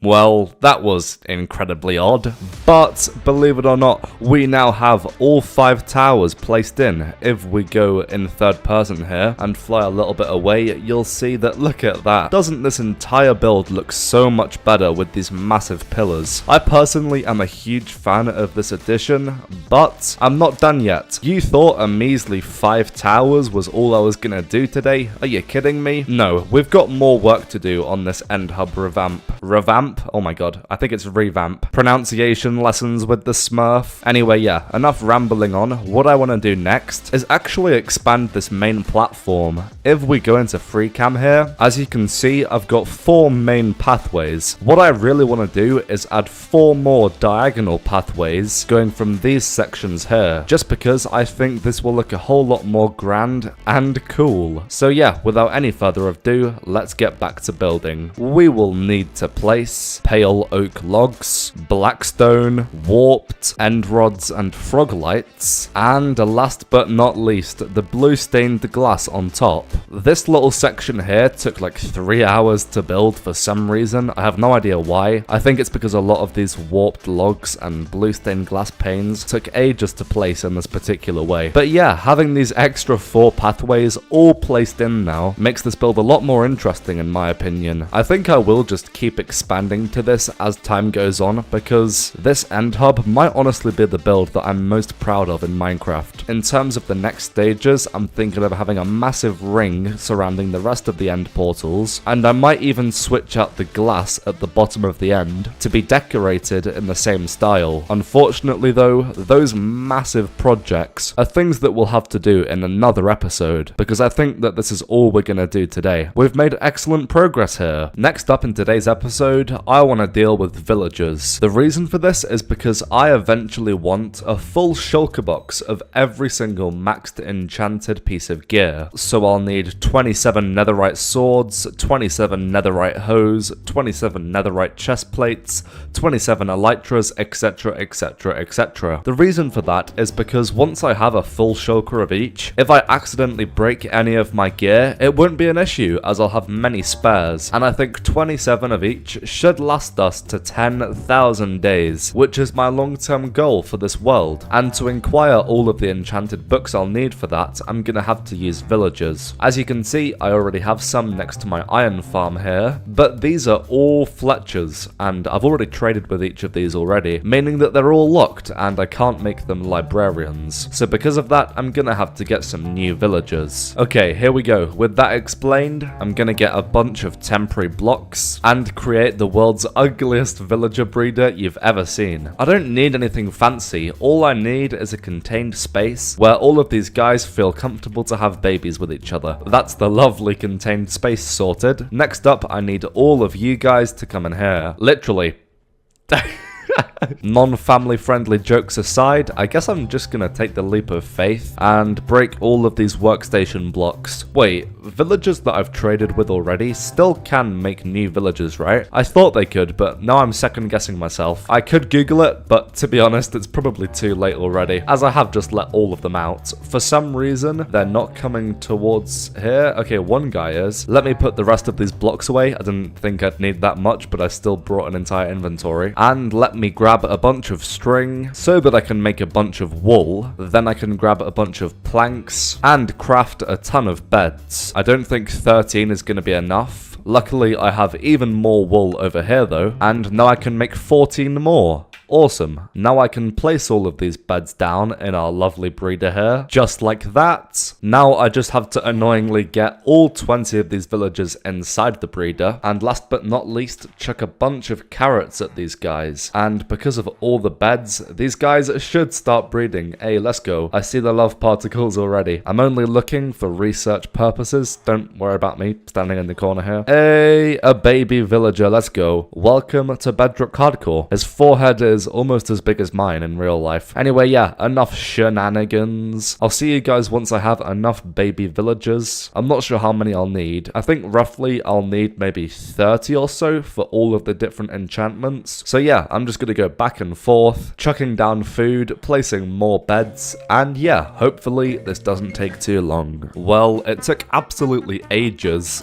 but after a lot of placing and breaking lecterns, I had a villager for every single single enchantment I would need. I think in the next episode, my goal will be to buy 27 of each of these books, but today I just wanted to sort out the shulker box of each piece of diamond gear. I counted up the diamond gear that I already had from raiding End Cities a few episodes ago, and it turns out I still needed 1,000 more diamonds. So after a lot of time spent underground digging, I was able to craft the rest of the gear that I needed. In the next episode, I will convert all of this to netherite and use our new villagers to make it all max enchanted, but for the rest of today's episode, I want to do some spring cleaning, even though it is technically the middle of summer. You see, there are quite a few places in my world that just need cleaning up. I have quite a few unfinished projects, so I'm gonna go around my world finishing them off. First of all is my end portal room. I actually really like this build, I think I did a great job, but something I hate about this is the fact that there's snow on top of everything. The nearest stronghold happens to be in a snowy biome, which wouldn't normally be an issue, but because a big part of this build looking good is the black contrast here, with snow on top of it, it kind of just ruins the aesthetic. So I'm gonna head back home, and I'm gonna get a bunch of glass so I can place a massive roof on top of the build, that way it'll be impossible for snow to fall down. Unfortunately though, I seem to be completely out of glass. I could smelt a bunch of my sand, but I have a better idea. Let me get all of the emeralds to my name, and get my new librarian villagers to trade me it. Wait, librarians do trade glass, don't they? I thought I was being really smart then, remembering that. Okay, they do trade glass, but it's at level 3. Oh jeez. I don't know if I have the funds to level you guys up. Okay, never mind. Plan B, I'm gonna get a bunch of furnaces, as well as a couple shulker boxes of sand, and painfully wait for it to all smelt. You know, I really should build a super smelter at some point. There we go. Now we can break all of the furnaces, collect all of the XP, and put all of my glass into these 2 shulker boxes. We now have 3,456 glass, and the square root of that is 58. Because our end build is 50 by 50, I should have more than enough. Now we can go back to the end portal room, tower up to sky limits, take off my connected glass texture pack so I can actually see, and place all of this glass down. Also, before somebody comments, yes, I do know that I could just place string on top of every single block,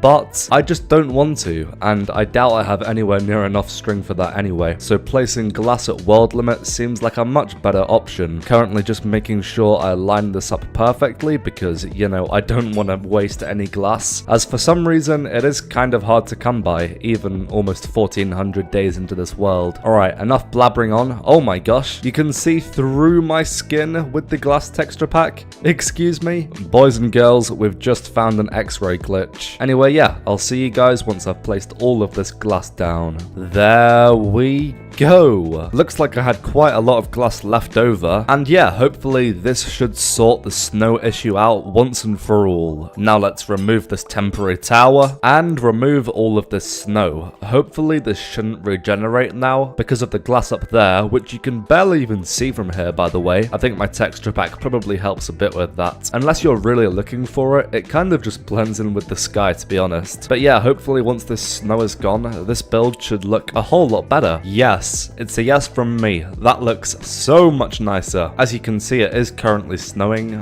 but the glass is doing its job and keeping it away from our lovely build here. Next up, I want to move this nether portal because it is in a bit of a temporary position right now, but somehow I just completely forgot to put it in a proper place when I was actually building this. So first of all, let's just break all of the obsidian, and I'm not actually sure where I'm going to put this. I have these 4 big rooms dug out right here. I'm not entirely sure why I dug these out. Maybe I could have 4 big portals in each one, but that does seem pretty overkill. I think what I'll do is I'll dig one of these sections out. I'll leave the other 3, but I'll turn this into the nether portal. Yeah, I like that idea. It looks like I'm gonna need some more obsidian if I want to make it a nice size. Luckily, I've got basically unlimited in my storage system here, just from mining out the end pillars. Whilst I'm here at my base, I'm gonna get some sand, as well as some gravel, and some black dye. Now with all of those 3 materials, I can make a bunch more black concrete, which I think I'll need in a second. Alright, we're back in the end portal room now, and I'm gonna place a whole bunch of black concrete behind this nether portal here. I'll just have to hydrate it with some water, and yeah, this looks a whole lot cleaner. The question is though, will this link up properly to my nether hub? Yes it will. Let's go. The last thing I need to do to complete this area is to honestly just fill this entire wall in with black concrete. I can't actually remember why I dug this space out. I must have had an idea for something, but yeah, I think at this point, to finish off this build and not make it too ugly, I'm just gonna fill the walls in. And would you look at that, this entire place, it's fixed, it's mended, it's sorted, it's completed. Everything in this end portal room is 100% done now, and yeah, I absolutely love this build. This is definitely one of my favorites, and I wonder if I can end portal clutch. Oh my gosh, I almost landed on that end portal frame. Oh geez, that was close.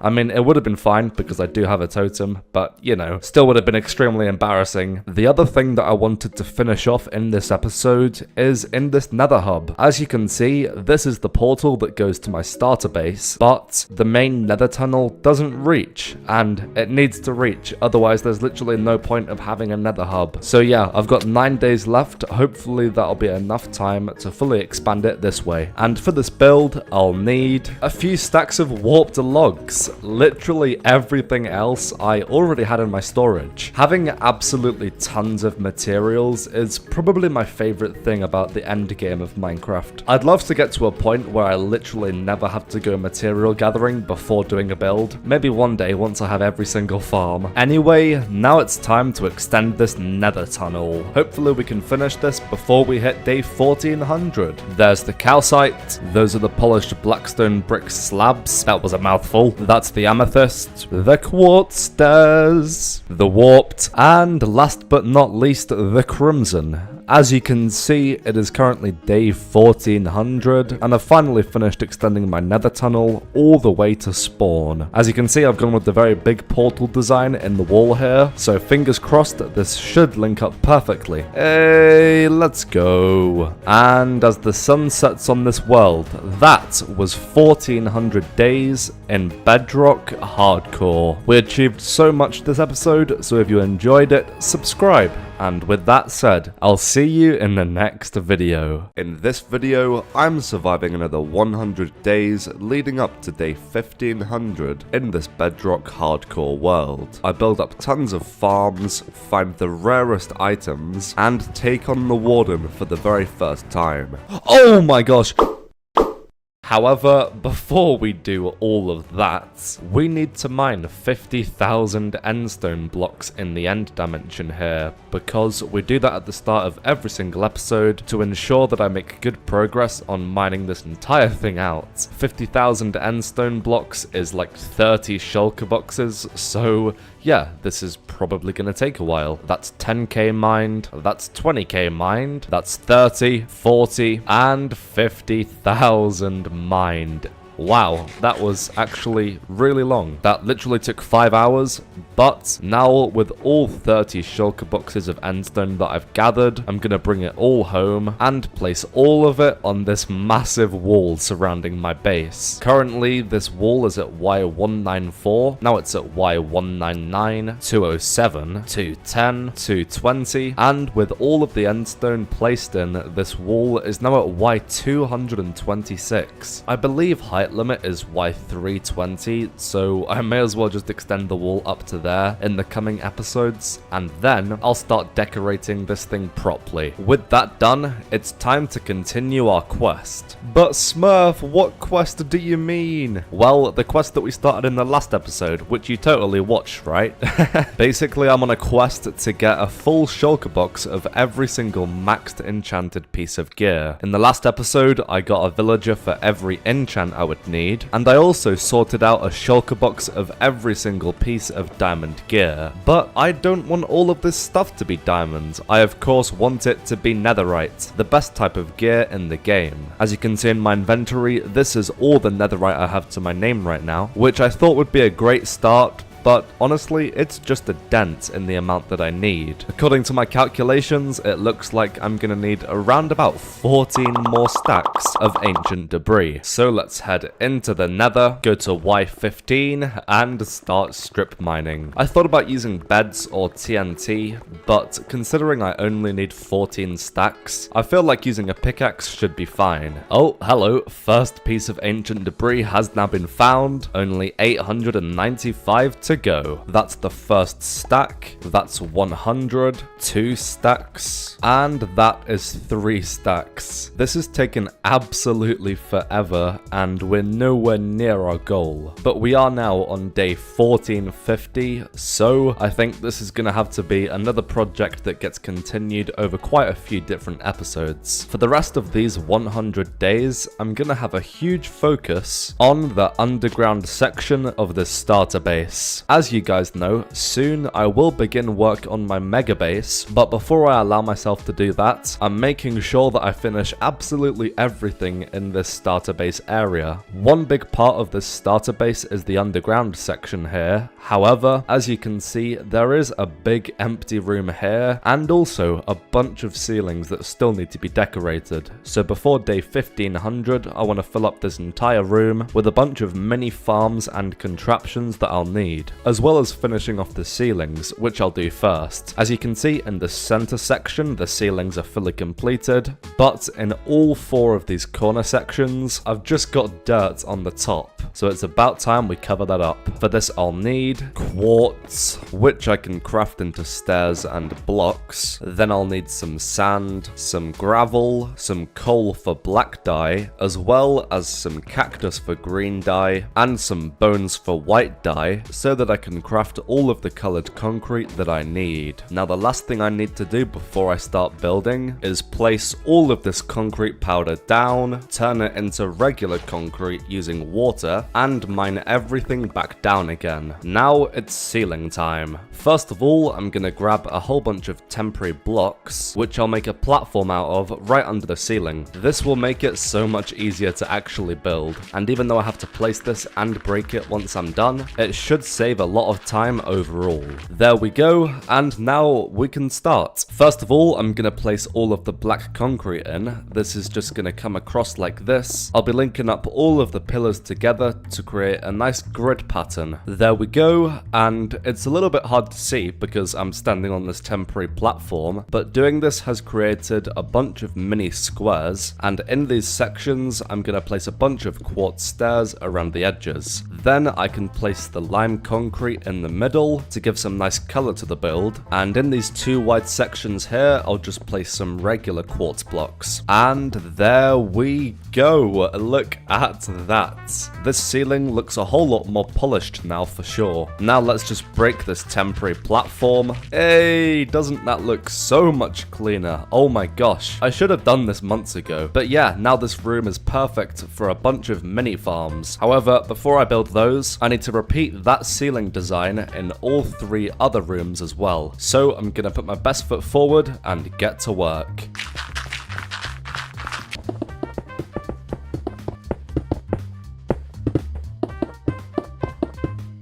All done, so now we can build these mini farms. Starting off with sugarcane. I do have a sugarcane farm above ground, but it is manual, and I do not like that. So let's get all of the materials I need to build a pretty small but automatic sugarcane farm. I'll need cobblestone slabs, glass, barrels, cobblestone stairs, hoppers, redstone torches, redstone dust, levers, pistons, dispensers, and last but not least, some mud. That is everything I need. It was all in my storage, which was nice. So now let's build this.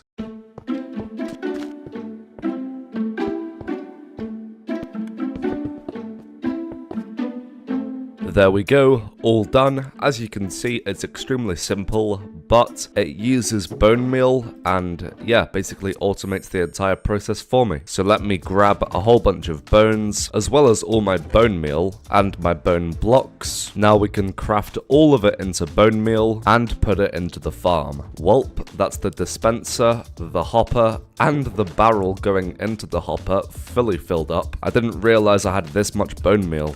But yeah, I guess I'm gonna have to grab another hopper and craft another barrel so that we can extend this input system. Now we can fit all of the bone meal in there. And with that done, we can just turn on the farm using this lever. And as you can see, the sugarcane grows up super fast. Oh wait, hang on a minute. That cobblestone block should not be there. So let me just break that really quick if I can get to it. Whoopsie daisies. Now the sugarcane should grow 3 tall and be way more efficient. But yeah, as you can see, this barrel is just getting filled up with sugarcane super fast, which is perfect. Next time I need to craft more firework rockets, I won't have to go to my manual sugarcane farm. Instead, I can just AFK for like a minute at this thing. Perfect. The next mini farm that I need is bamboo, because as you guys know, I'm trying to get a full shulker box of every single maxed piece of gear, which involves buying a lot of enchanted books from these guys, which costs emeralds. But how am I going to get those emeralds? I'm going to trade sticks to Fletcher villagers, and I don't want to have to keep chopping wood to get sticks, so this bamboo farm should be way more efficient. Once again, let's collect the materials. Alright, this should be everything. This is a very simple design, so shout out to my boy Slack Lizard for designing it. And yeah, I'm going to build this one along here, right next to the sugarcane.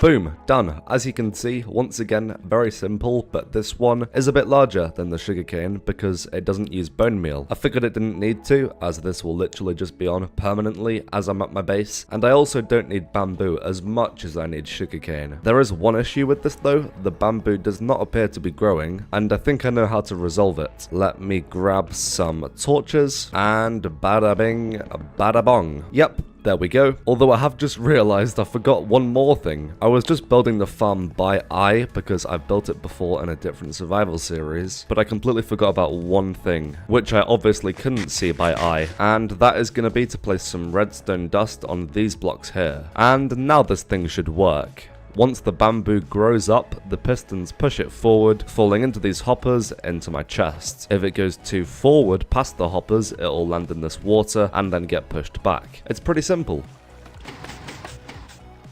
As you can see, I've got over 30 bamboo already, and with both of those farms done, there's one more thing to build here, which is going to be a super smelter. I can't believe I'm almost 1500 days in this world without one. Smelting stuff in large quantities is super annoying, so it's better late than never. As always, here are the materials.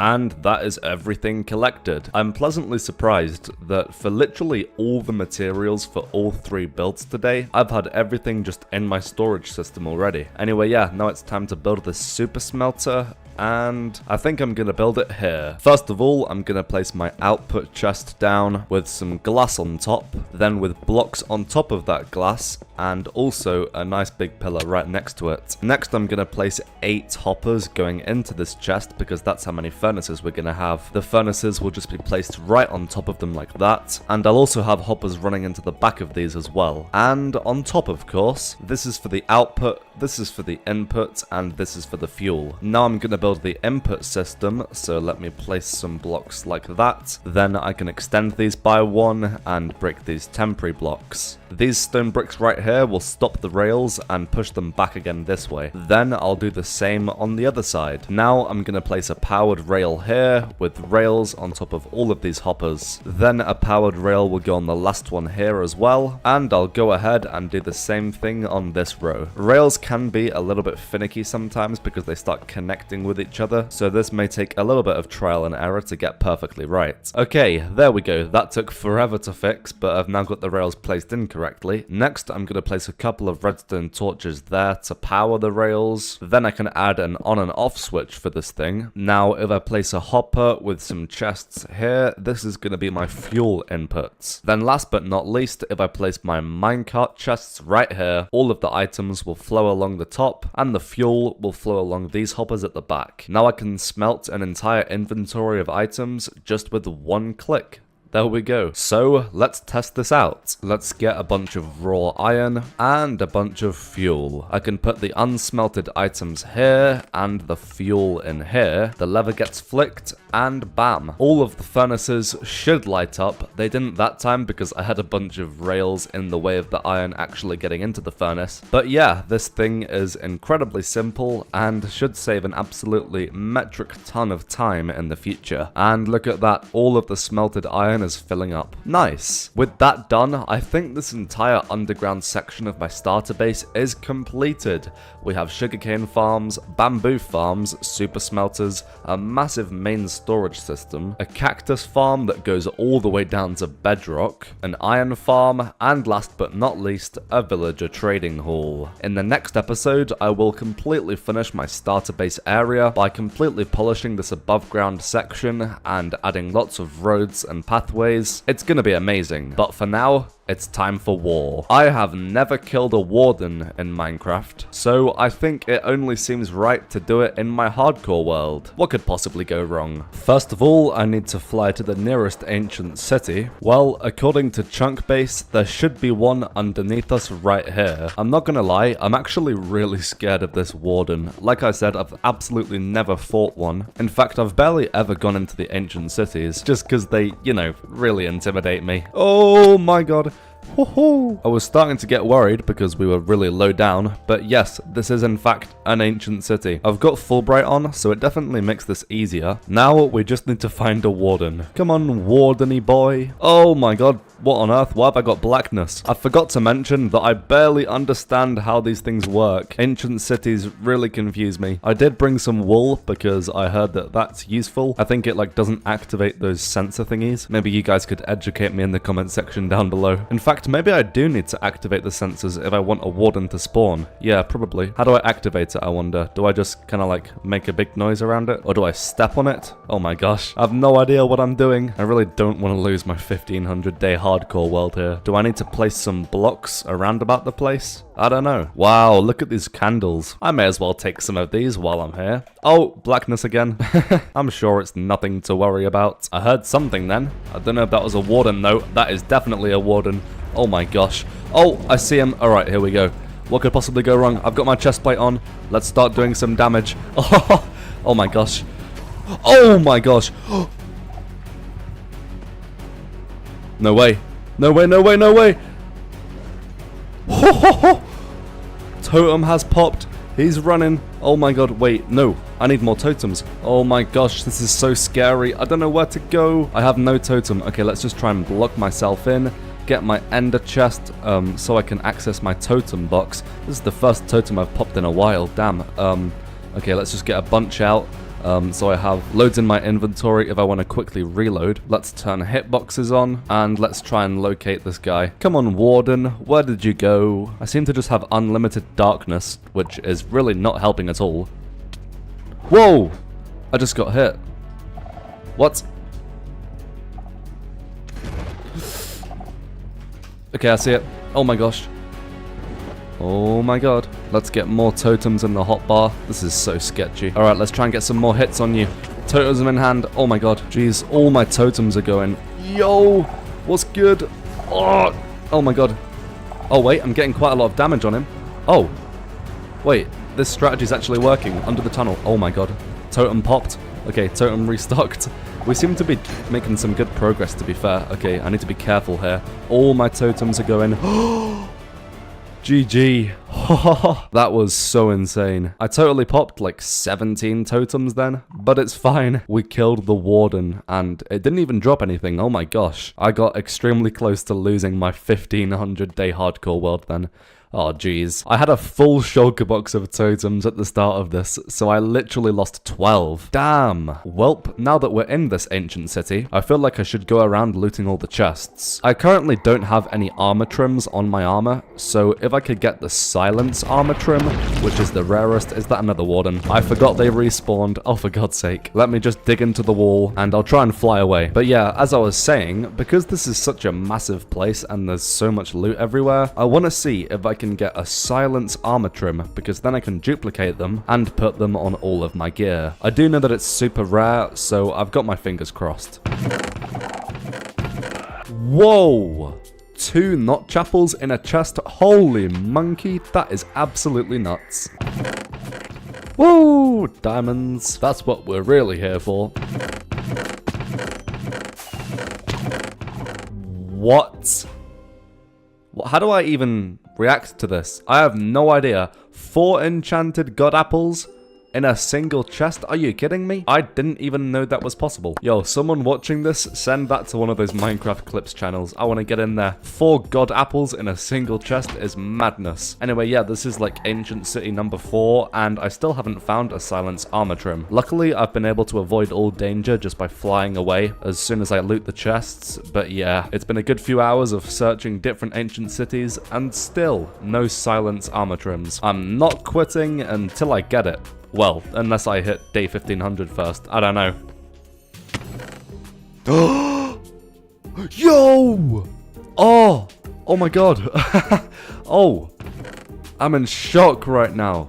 Jesus. I've been at this for like 10 hours and I've finally got the silence armor trim. Oh my god, this feels so surreal. I believe I've been to about 14 or 15 ancient cities and I was starting to really lose hope, but with 2 days left before we hit day 1500, I've finally got the silence armor trim. Oh my gosh. Okay, we need to try and get back home as soon as possible because as you can see in the top left of my screen, I am currently 25,000 blocks away from home. I have been mining a bunch of the diamond ore I found along the way, so I'm hoping I'll have enough to duplicate all of the armor trims. Ah, home sweet home. That took quite a while to get back, but here I am. Let's head into the underground section of my base, admire my new silence armor trim, place down the shulker boxes of all the stuff I collected in the ancient city, so that I can collect all of the diamond ores that I picked up. Now I can place all of them down and fortune them up. Also, I somehow got 13 god apples from all of those ancient cities, which is honestly so insane. Anyway, yeah, now with all of these diamonds, as well as a bunch of deep slates, I can duplicate as many silence trims as I want. Now, how many do I need? Well, I think I need 6. 4 for my armor, 1 left over, and 1 for something I'll show you guys in a second. So let me just do that real quick, and I have a ton of diamonds left over. Nice. Now I can take all of my armor off, get some iron and some planks, so that I can make a smithing table. Now, the moment of truth. Hello? I need an ingot or a crystal as well. Blimey, this stuff is expensive. Okay, well, more iron it is. And bada bing, bad bong. Oh yeah, baby. I am completely dripped out now. Look at that. I think this might be the first time I've ever got armor trims in Minecraft. Let's keep one of our remaining silence trims in this special chest here with the rest of my netherite. And on the 6th and final trim, I'm gonna rename it to minimum wage, just like that. And now I can go ahead and add it onto the wall of items. If you guys haven't seen what this is the wall of items, and if you want to be on this, all you have to do is become a channel member and then comment down below the desired item that you want. I will then get it in this hardcore world and rename it to your YouTube name. So far we've got Noazy asking to be a golden apple and minimum wage asking to be a silence armor trim. The funny thing is that he actually asked this as I was already in ancient cities looking for one, which is a funny coincidence because he probably chose that item to make it really annoying for me to get, but yeah, I was already getting it. So yeah, like I say, become a channel member and comment the item that you want to be down below and I'll put you on this wall. But yeah, as the sun sets on this world, that was 1500 days in Minecraft Bedrock Hardcore. Once again, we've done so much in today's episode and I have some absolutely insane stuff coming up. So to make sure you don't miss any of that, subscribe to the channel and yeah, see ya. In this video, I'm going to be spending another 500 days in my Bedrock Edition hardcore world, leading up to day 2000. In today's episode, I begin work on my biggest project ever, the Mega Base. But before we do that, I want to finish a massive project that we've been working on ever since pretty much the start of this world, and that is to completely mine this end island by hand. As you can see, I've already made massive progress, and I've even started work on this end hub. But there's still a pretty big section of endstone right here, which I'm about to dig out. But before I can do that, I need to sort out all of the pickaxes, because I don't want to be going back and forth to my XP farm, repairing the same pickaxe over and over again. Instead, I want a full shulker box of max enchanted pickaxes, which I think should be enough, and I won't have to go back and forth repairing them. Conveniently enough, I've already crafted a shulker box of diamond pickaxes in a previous episode, which I just need to put enchantments on. I'm not going to worry about making them netherite, as that just adds extra durability, which isn't the most important thing. Instead, I just need to enchant them all with efficiency 5 and unbreaking 3. My unbreaking 3 villager is 27 emeralds, and my efficiency 5 villager is 32 emeralds, meaning that I need an entire shulker box of emeralds to buy all of the books required, and I only have half of that right now, so I'm gonna grab a bunch of planks and flint so that I can craft some fletching tables and make the rest of my villagers into fletchers. Now I can grab a bunch of sticks and trade with these guys for an absolute ton of emeralds. That should be enough. Now I'm gonna get some sugarcane, which I can craft into paper. Then with some leather, I can make 55 books, which will be enough to buy 27 unbreaking 3 books and 27 efficiency 5 books. There we go. Now I'm gonna take these 2 shulker boxes of enchanted books and use the Great Tower of Anvils here to combine them together.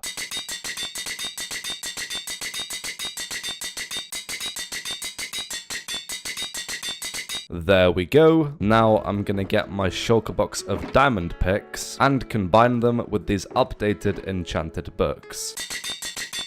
No, I'm out of levels already. That was fast. So it's 9 levels per pickaxe, and I've got 24 more pickaxes to enchant, which means I need a grand total of 216 levels. Luckily, I do have a creeper farm right here, which does give me quite a lot of XP, and I am currently in need of a bunch of gunpowder for more firework rockets anyway. So yeah, let's just AFK until I'm at level 216. There we go. As you can see from the day count, this took absolutely ages. But I didn't really mind AFKing for that long because it did result in an absolute ton of gunpowder as well. At this point I was about to run out of firework rockets, so I spent a short amount of time crafting about 4 shulker boxes of rockets. I didn't have anywhere near enough paper to craft the rest of the rockets from the gunpowder that I'd got. 4 shulkers of rockets should be way more than enough for this episode though. Anyway, with my 217 levels acquired, I was able to put the enchanted books on the rest of the pickaxes. And with that done, I was finally ready to put my best foot forward and begin mining out the rest of this entire end island. You guys loved it when I made my own song for a time lapse in a previous episode, so I figured for this montage, I'd try my best to do something similar.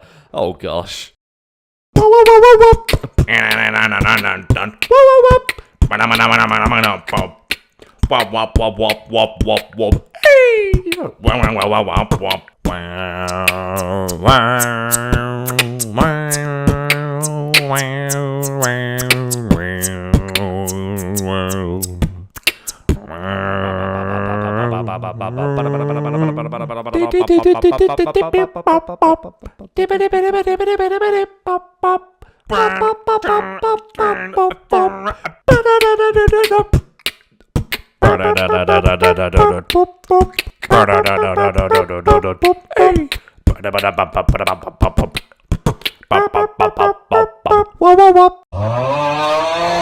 Well, ignoring my terrible beatboxing skills, I have now used up all of my pickaxes. As you can see, I did accidentally break a few of them, but I managed to preserve the rest just before they were about to break. You'll notice that I do have a significant amount of endstone still left to mine, so I had to fly back to my XP farm, AFK overnight for a bunch of levels, get a bunch more sticks and trade them for more emeralds, buy some more enchanted books, and combine them with my pickaxes so that I could continue mining. And after a few more hours, we had finally finished mining the entire end island. And there we go! The entire end island has now been completely mined. I believe this project was around 1,000,000 blocks or 100 hours of removal. And yeah, it is finally done now. You may have noticed that I have a bunch of mini end islands around this place in a circular fashion,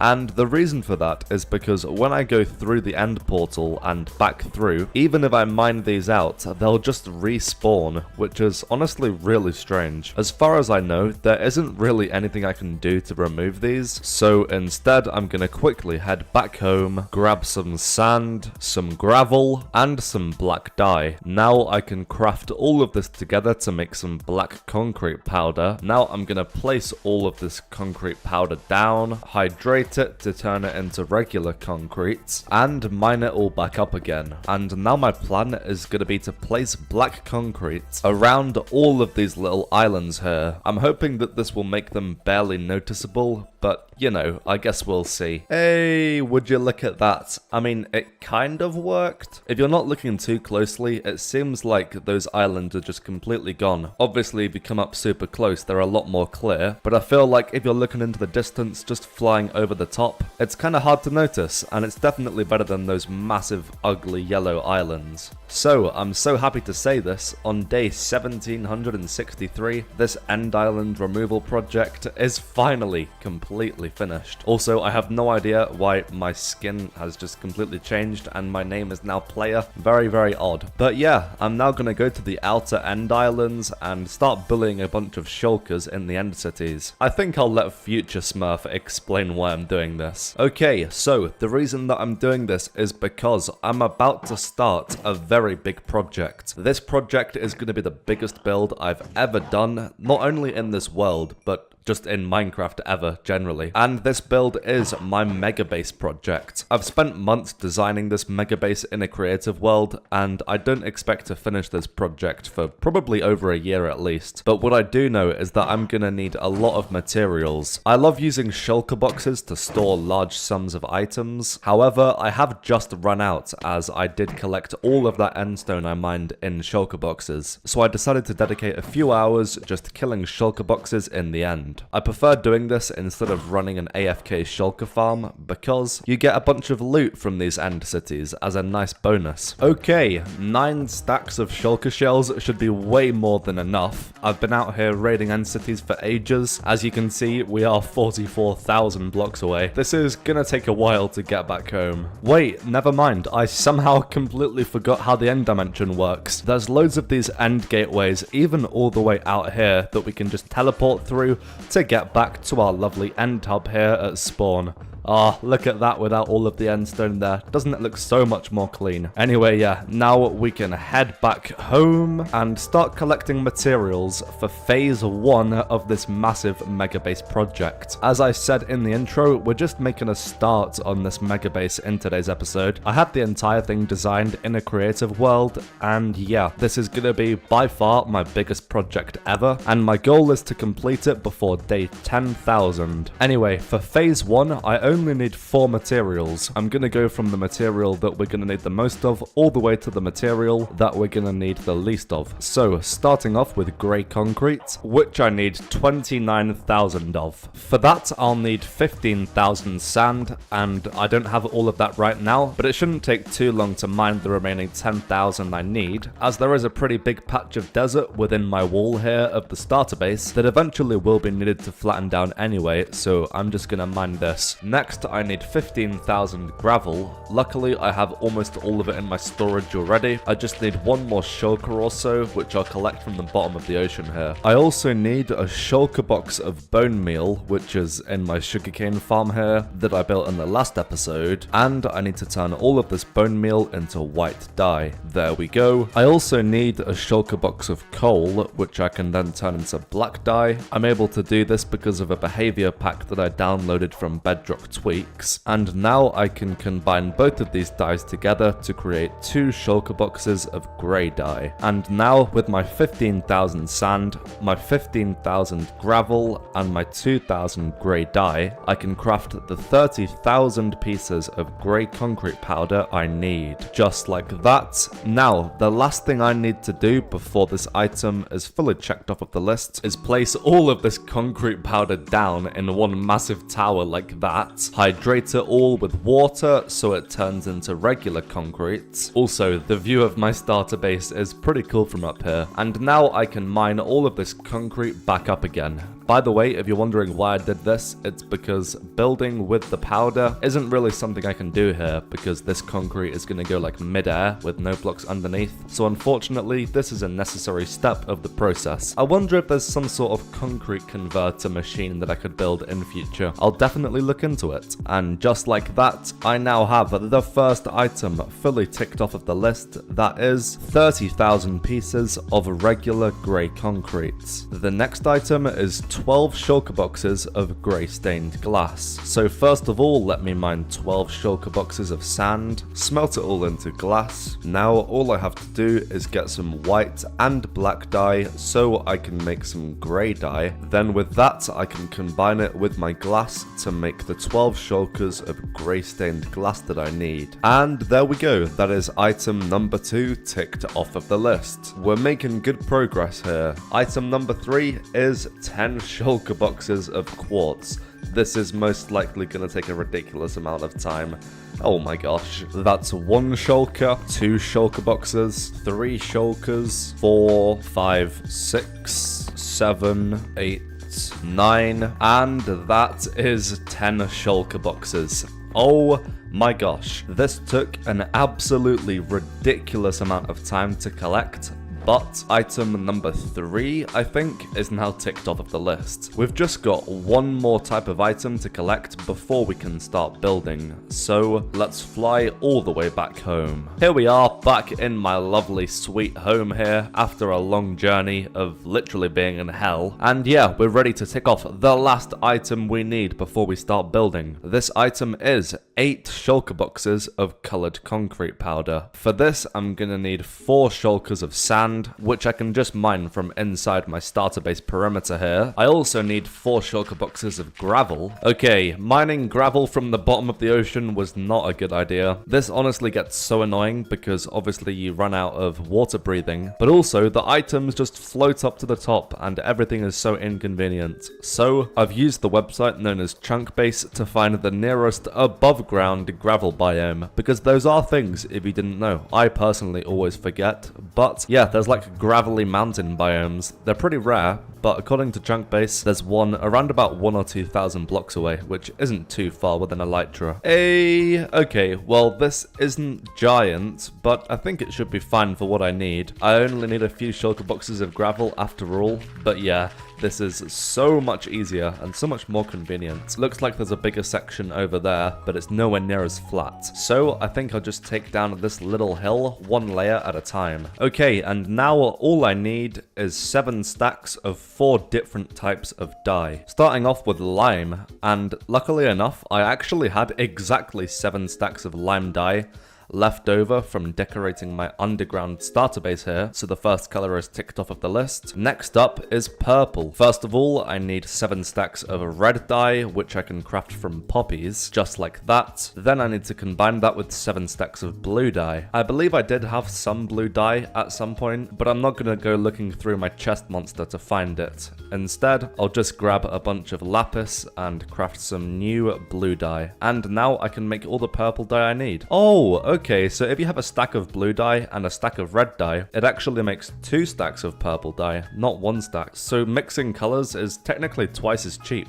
That's pretty cool. But yeah, that's all the purple acquired. Next item is blue, so let me get my blocks of lapis, turn it into regular lapis, and then turn it into regular blue dye. That is the 7 stacks needed. This has been so easy so far. I thought that I'd have to go collecting flowers, because I figured I wouldn't have all of the dye required. But yeah, 3 out of 4 dyes done so far, and I've had everything in my storage already. But yeah, the very last item I need before I can start building phase 1 of this mega base is orange dye. For that, I'll need red and yellow. Red should be pretty easy to sort out with these poppies here. Once again, I'll just get 3.5 stacks this time. Where am I gonna get 3.5 stacks of yellow dye though? That is the question. Let me quickly go through these items that don't get sorted into my storage system and see if I have enough yellow flowers. I have just found 58 pieces straight away, which is definitely promising. That is another 9, another 4 there. I need 3.5 stacks in total, and yeah, I don't think I will have enough. Okay, well that's not too much of an issue, because it means that I just need to find around about 1.5 stacks of yellow flowers to collect. Come on, dandelions. Come out, wherever you are. There doesn't seem to be any in my starter base perimeter. Oh, never mind, there's one here. But yeah, I think our best bet is gonna be to find a proper flower biome. Or maybe not. This is a small section of what was a jungle biome before I started demolishing everything, and there does seem to be spawning quite a few here. I've come outside into the massive jungle section, and yeah, I really think yellow flowers just naturally spawn in jungle biomes a lot. This is absolutely perfect. I've only got just over 1 stack left to collect. I don't think this should take too long at all. Bedrock edition? Hello? Okay, me breaking that piece of grass updated it. We had some very odd floating water there. Oh look, it's still on this block as well. Yeah, I don't know why this happens. It must just be like a chunk border glitch. Yeah, that is where the chunk border is, look. Weird. And there we go. That is all of the yellow flowers acquired. Now I can craft them into yellow dye and combine it with the red dye to make all of the orange dye, like that. Awesome. Now all I have to do is fly back home and combine the dyes, the gravel, and the sand together to make the colored concrete powder that I need. Luckily, I'm not going to be building with regular concrete. I literally just need the powder, so I don't have to do the whole step of hydrating it. I'm so over crafting now, to be honest. I've been collecting and crafting materials for like over 50 in-game days now, I'm pretty sure. To be honest, I think it was the quartz that took the vast majority of the time. I really should use my bartering farm in future. The problem is, my gold farm is currently broken, and I didn't want to build a whole new gold farm today as well, so that's why I opted to just collect the quartz manually. But it was a bit of a time sink, I have to say. I am now level 180 now though, which I guess is a positive. But yeah, there we go. Around 90,000 blocks have been painstakingly I don't even know if that's a word.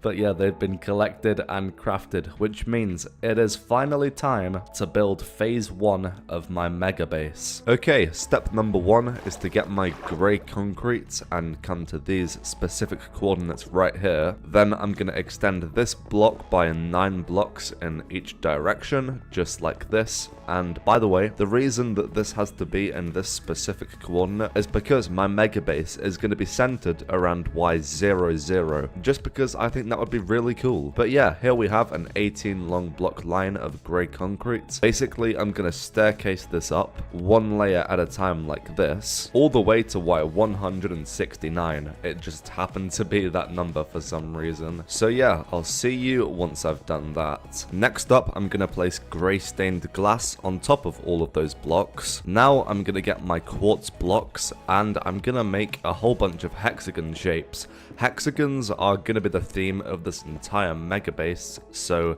yeah, better get used to them. These hexagons will be going diagonally all the way up to the top here. Oh, I love that pattern so much. Heck yeah. Hexagons are the bestigans. Next up, I'm going to extend this glass just by 4 blocks with some grey concrete like this. Then I'm also going to make a little 3 wide thing here, 1 block underneath those blocks over there. This will all make sense in a minute. I just figured I'd place all the grey concrete down first. Now I'm going to place quartz in these gaps right here, and then on this side of these 3 blocks, I'm going to place 5 quartz going this way. I'll also place quartz on every other block on these grey concrete, with lime concrete powder in the middle. By the way guys, if you're enjoying this video so far, please do consider subscribing, as I am trying my absolute best to get to 20,000 subscribers. So it would mean a lot if you could help out. And just like that, diagonal wall number 1, which is the lime, has been fully built. The next step is to copy this entire design 3 more times, there,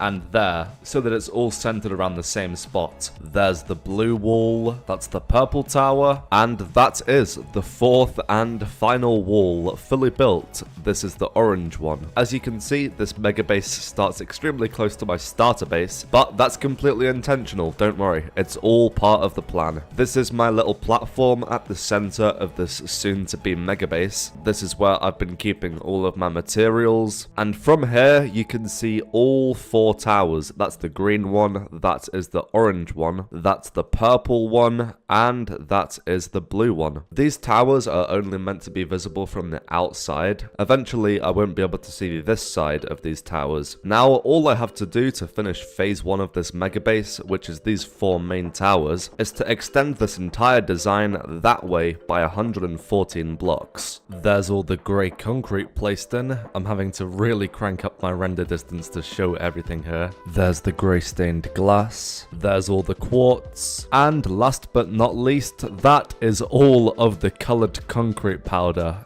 Guys, with these 4 main towers fully built and fully extended as well, that is phase 1 of this ginormous mega base fully completed. If you guys couldn't tell, there are gonna be like hundreds of phases probably. Because of how large this build is, oh my gosh, I'm having to crank my render distance up so much in order to see the entire thing. But yeah, seeing as we have 121 days left of this video, I think the only logical thing to do would be to start phase 2. Phase 2 is going to be an absolutely massive one, so we're just going to make a start today. Before we can start though, I'm going to quickly mine 50,000 sand. I'll explain why I need this sand in a moment. And there we go, all 50,000 sand has now been mined, as you can see from these shulker boxes and these massive patches of empty desert, which means we can now travel to the center of the mega base, which can actually take a little bit of time from the edge because of how large this entire thing is going to be. And yeah, I'm going to spend quite a lot of time outlining a bunch of my future plans with sand, and once I'm done, I'll have a nice visual representation that will help me explain everything to you. So, as you can see, I've got 4 big squares all connected to each other. I've placed the outlines with sand that go all the way to the bottom of the sea. Inside this area, I'm going to drain all of the water, dig everything down to bedrock, then I'll decorate all 5 perimeters in the same sort of style that I'm doing for all of my above ground building. I'll have my main storage system for every single item in the game in the main center perimeter. Then the other 4 perimeters will consist of mega farms, and everything above ground will include a bunch of miscellaneous stuff. It'll basically just be whatever I want to build, such as racetracks, museums, etc, etc. I still had even more time before hitting day 2000, so I grabbed a bunch more sand and began the process of placing it all down in preparation for the big drain.